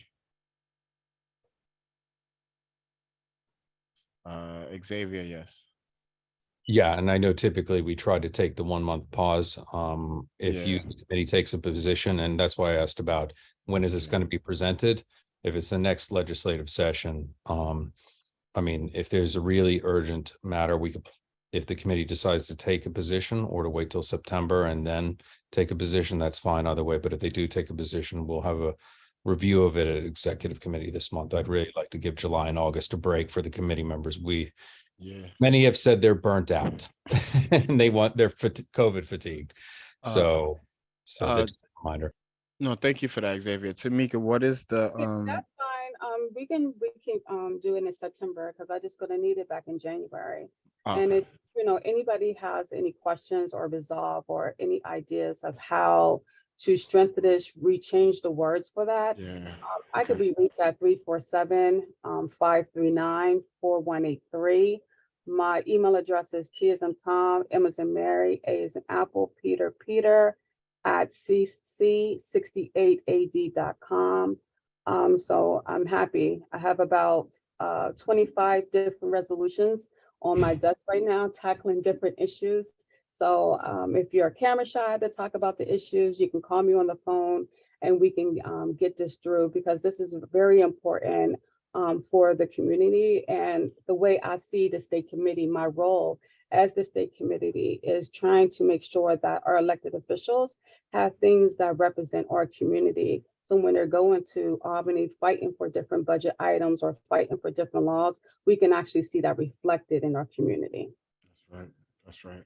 Tamika, thank you very much, and thank you for being willing to revisit and work with us. Also, I definitely want to be a part of helping to strengthen this document. So we will make sure that we have you on the calendar for the fall. And we can be in touch over the summer as well. But want to make sure that we definitely have you on the calendar for the fall. And yeah, definitely, definitely.